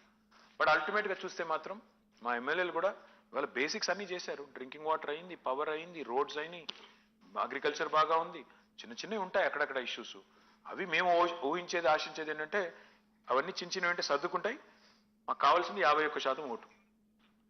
మిగతా 49% కొద్దిగా అటు ఇటు ఇటు అటు అయినా 51% రావాలి. 30 మంది దాకా ఎమ్మెల్యేల మీద ప్రజల్లో బాగా తిరుగుతుంది. అట్లాంటి కాంగ్రెస్ మీద ఎంత ఉండాలి? వాళ్ళని మీరు ఇంపోజ్ చేశారు అనే ఇందాక చెప్పిన హర్ట్ ఫీలింగ్లో అది కూడా ఒకటి. ఎందుకంటే ఏకపక్షంగా వాళ్ళని కనుక తీసేసి ఉంటే, అంటే మార్చి ఉంటే మీకు ఇప్పుడు ఉన్నంత టెన్షన్ ఉండేది కాదేమో. అంటే శ్రీనివాస్ గారు, ఆనెస్ట్లీ మరి 11 సార్లు మోసి మోసి మోసి కాంగ్రెస్ బోర్ కొట్టలేదంటారా జనాలకి? మనుషులు మారుతారా కనీసం? మనుషులు మారినా సరుకు అదే కదా సార్. కొత్త సీసాలో పాత సార్ అదే సరుకు. సార్, ఇందాక మీరు గుజరాత్ గురించి మాట్లాడినారు. గుజరాత్లో బోర్ కొట్టలేదా జనాలు అంటే? గుజరాత్లో 3-4 చీఫ్ మినిస్టర్స్ మారినారు సార్. తెలంగాణలో కూడా అటువంటి మారే అవకాశం ఏమైనా ఉందా ఈసారి? మా chief minister is in the pink of his health sir. అయినా కూడా మారొచ్చు. అందుకే చెప్తున్నా, is in the pink of his health. బ్రహ్మాండంగా ఉన్నారు కాబట్టి ఆయనే ఉంటారు. అందులో మీకు అనుమానం వద్దు, నాకు అనుమానం వద్దు, ఎవరికి వద్దు. ఆయన సూటిగా అడగట్లేదు సార్. 1 year తర్వాత 2 years తర్వాత మీరు ఆ సీట్లోకి వచ్చే అవకాశం ఉందా? మీరు ముందు గెలిపించండి సార్. మీరు ముందు గెలిపించేస్తే, మీరందరూ కూడబలుకొని గెలిపించేస్తే ఆ తర్వాత మనం మళ్ళీ తిరిగి ఇట్లా కూర్చొని మాట్లాడతాం. అంటే ఈ మధ్యన ఒక టాక్ వచ్చింది sir, maybe Raveen Saab, you can ask. So ఒక టాక్ జనరల్ గా వచ్చింది ఏంటంటే, నేను హిందూ ఆఫీస్లో అనుకోండి, జర్నలిస్ట్ మధ్యలో ఒక 40 కాన్స్టిట్యున్సీస్ లో where KTR matters more then KCR అని. సో కేటీఆర్ ను ముఖ్యమంత్రిగా చేస్తే, అభ్యర్థిగా ప్రకటిస్తే ఈసారి 3వ టర్మ్ మీరు ఎక్కడో గొడవ పెట్టే పనిలో ఉన్నారు. మీరు ఏదో గొడవ పెట్టే పనిలో ఉన్నారు. నాకు అట్లాంటి I'll be honest, I'll be honest. జీవితంలో ఎన్నడూ మంత్రి అవుతానని కూడా కలలో అనుకోలేదు. నేను కలలో కూడా అనుకోలేదు. 2014లో నిజంగా సిచ్యువేషన్ ఏంటంటే, I told my wife I'm retiring from politics. ఏ రోజైతే ఆయన కేసీఆర్ గారు కాంగ్రెస్లో పార్టీని కలిపేద్దామని, విలీనం చేద్దామని డిసైడ్ చేశారో, ఐ టోల్డ్ మై వైఫ్, నాకు ఈ పార్టీ అంటే అసహ్యం, నేను ఉండలేను, ఇమ్మడలేను, నా వల్ల కాదు. అయినా వచ్చింది తెలంగాణ వస్తే చాలనుకుని వచ్చాము, చాలు, ఈ జీవితానికి చాలు, రిటైర్ అనుకుని ఆ ఇంట్లో అడుగు పెట్టేవారు, సోనియా గాంధీ ఇంట్లో. మా అదృష్టం ఏంటంటే సోనియా గాంధీ గారు మొత్తానికి ఎందుకో కానీ ఆ విలీన ప్రతిపాదన అది సరిగా హ్యాండిల్ చేయలేదు, మొత్తానికి మా నెత్తిన పాలు పోశారు. సో అనుకోకుండా మంత్రి అయ్యాను నేను. మంత్రికి పదవి ఇచ్చేటప్పుడు కూడా నేను సీఎం గారు పిలిచి ఇస్తున్నాను అంటే నేను చెప్పాను, సార్ వద్దేమో, ఎందుకంటే మిమ్మల్ని అంటారు, కుటుంబ పాలన అంటారు, మిమ్మల్ని తిడతారు, మీ క్యాబినెట్లో నేను ఎందుకు సార్, మీరుంటే చాలు కదా అని అన్నాను. అంటే ఆయన ఆ రోజు ఒక మాట చెప్పారు నాకు. ఏమన్నారంటే, ఈ రోజు కాదు, నీకు 10 ఏళ్ల తర్వాత నిన్ను మంత్రిని చేసిన, సీనియర్ ఎమ్మెల్యే అయిన తర్వాత మంత్రి చేసిన ఇదే మాట అంటారు, ఇదే తిట్లు తిడతారు. ఒకసారి అవకాశం ఇచ్చిన తర్వాత నువ్వు ప్రూవ్ చేసుకుంటే, నువ్వు నిజంగా ఎఫిషియెంట్ అడ్మినిస్ట్రేటర్ని ప్రూవ్ చేసుకుంటే సర్వైవ్ అవుతావు, లేకపోతే కొట్టుకుపోతావు. ప్రజాస్వామ్యంలో సింపుల్ సూత్రం అది అని చెప్పారు. So I accepted. And now మీరే అంటున్నారు మీకు ఆఫీస్లో టాక్ అని. నేనేమంటున్నా అంటే, జర్నలిస్ట్ మధ్యలో టాక్ అదే సార్, నేనేమంటున్నా అంటే, నాకు I have no such illusions about myself. నేను చూసేది ఏంటంటే, ఇదంతా నాకు బోనస్ పీరియడ్. ఈ 9.5 ఏళ్ళ బోనస్. దీనికంటే ఇంకేదో కావాలని ఆశపడడం అత్యాశ అవుతుంది, దురాశ అవుతుంది. నాకు అట్లాంటి ఆశ లేదు. CM I'm very happy. No, I'm honestly telling you, next time నాకు మంత్రి పదవి ఇవ్వకపోయినా ఒక ఎమ్మెల్యేగా పనిచేయమన్నా, పార్టీకి వెళ్ళి పనిచేయమన్నా చేస్తాను. అంతే తప్ప నాకు సీఎంలు, పీఎంలు అట్లాంటి ఆశలు, అంబిషన్లు ఏమీ లేవు. సుఖంగా ఎక్కడున్న, ఇప్పుడు మా పార్టీ గెలవాలి, అదొకటే కోరిక, ప్రజలు బాగుండాలి, అదొకటే కోరిక. బండారు గారు, ఒకటి మీరు ఇంకాక ఒక మాట చెప్పారు, రాజకీయాల్లో పాజిటివ్ యాటిట్యూడ్ ఉంటే ప్రామినెన్స్ దొరకదు, మీడియా దొరకదండి. పాజిటివ్ ప్రశ్నల పరిస్థితి కూడా అదే అని ఒకటి చెప్తానండి. ఇంకా మీరు అంటే కొద్దిగా రివైండ్ చేస్తాను మళ్ళీ వెనక్కి, ఎందుకంటే ఇప్పుడు సబ్జెక్ట్ వేరే. ఈ అవైలబిలిటీ యాక్సెసిబిలిటీ అని చెప్పారు కదా, సీఎం గారు ఎందుకు కలవరు జనాన్ని అది ఇది అనే దాని మీద చర్చ జరిగింది కదా. ఒకటేంటంటే అవైలబిలిటీ అంటే పోయి కూర్చొని 10 to 5 కూర్చుంటారు, కానీ యాక్సెసిబిలిటీ ఉండదు. ఏం లాభం దానివల్ల అని ఒక వాదం ఉంది. దానివల్ల యాక్సెసిబిలిటీ ఈజ్ సంథింగ్ డిఫరెంట్. అంటే వాళ్ళు ఎవరైతే ఏ పని మీద వస్తారో ఆ పని జరగడం, అది పాజిటివ్గా తీసుకుంటే. నేను వచ్చిన నాగవల్లికో ప్రమీలో ఎవరో ఉందండి ఒక అమ్మాయి, ఒంగోలు నుంచి ఆ రోజు కరోనా టైంలో she came to Hyderabad for job, ఏదో ఇంటర్వ్యూ కోసం వచ్చింది. ఇది నేను ఫేస్బుక్లో చదివాను, అందుకే చదువుతున్నాను. She wrote it. అది ఏం రాసిందంటే వచ్చిన తర్వాత మొత్తం ఇటు నుంచి అడిపోవడానికి అటు నుంచి ఇడిపోవడానికి అయిపోయింది, మొత్తం ఇక్కడ అంతా క్లోజ్ అయిపోయినాయి, అంతా రకమైన భయంకరమైన బంధు నడుస్తుంది. ఆ టైంలో మీకు ఒక చిన్న ఇది పెట్టారు, ట్వీట్ పెడితే my team will assist you అని మీరు ఫర్ దట్ షీ సాటిస్ఫైడ్. మళ్ళీ వెనక్కి వెళ్ళిపోయింది. తర్వాత అంతా రాసింది. నేను చెప్పేది ఏంటంటే గవర్నమెంట్ స్పందించే గుణం ఉంటే నన్ను కలిశాడా లేదా అనేది ముఖ్యం కాదు అనేది నా ఉద్దేశం. కానీ ఎట్ ది సేమ్ టైం జనంలో, ఒక సాధారణ జనంలో ఏముందంటే, మామూలుగా ముఖ్యమంత్రి గారి దగ్గరికి పోయినాం, మంత్రి గారి దగ్గర పోయినాం, ఎమ్మెల్యే దగ్గరికి పోయినాం, కలెక్టర్ దగ్గరికి పోయినాం, ఒకసారి కలిస్తే సగం అసలు సమస్య పరిష్కారం కాకపోయినా సరే సంతృప్తిగా ఇంటికి వెళ్ళిపోతాడు. ఇది ఒక భారతీయుల్లో ఉన్నటువంటి సాధారణ సగటు జనంలో ఇది ఉందన్నమాట. అలా కాకుండా పని కావడం ఒకటే ముఖ్యం కాదు, పని అయినట్టుగా కనిపించేటట్టు కూడా కొంత చేయాలి, కొంత నాటకాలనండి ఇంకోటి.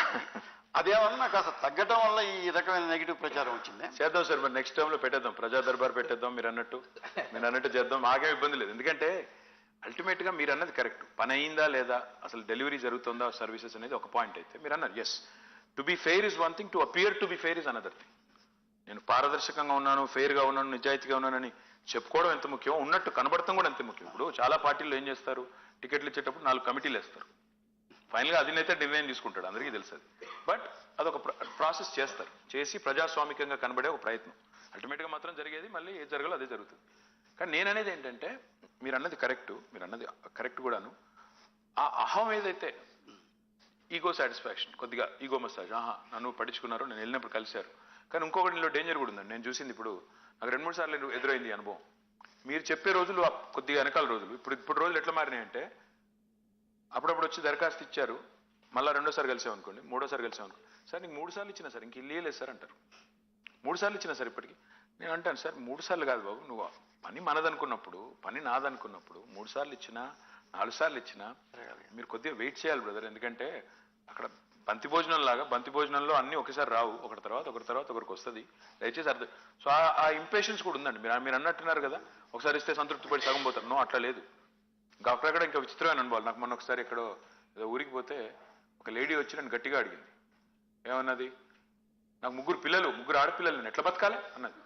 నాకు అర్థం కాలే. అంటే నాకు ఒక నిమిషం అర్థం కాక నేను, మమ్మ నీకు పెన్షన్ అది వస్తుందా అది అని అడిగి, తర్వాత అడిగి నేను మెల్లిగా, నువ్వు అట్లా మీరు అంటే 3 ఆడపిల్లల్ని ఎట్లా బతకాలంటే మీరు దేశం కోసం కన్నారా, నా కోసం కన్నారా, ఎవరి కోసం అంటే నేనేమంటే ఆ impressions that you have to take care of me. ప్రభుత్వంలో ఉన్నావు కదా, నువ్వు చేసుకోవాలి, చేయాలి, నేను తప్పు పట్టను. But at the same time అది ఇంకా పెరుగుతుంది రోజు రోజుకి. అదృష్టం ఆ మాట అన్నప్పుడు కెమెరాలో వీటిలో ఉంటేనే తెచ్చేవని ఇప్పుడు చెప్పాను కదా, ఇప్పుడు వస్తాను. Sriram, There's an old saying about power, and it is, if you do not have a place at the table, you are on the menu. You are either at the table or on the menu.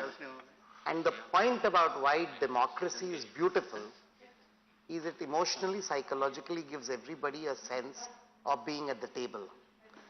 Did you think by systemically believing in reducing the size of the table, you have created more people who just, for that sense of being on the table, have gone against you, irrespective of and oblivious to the logical benefits of your schemes?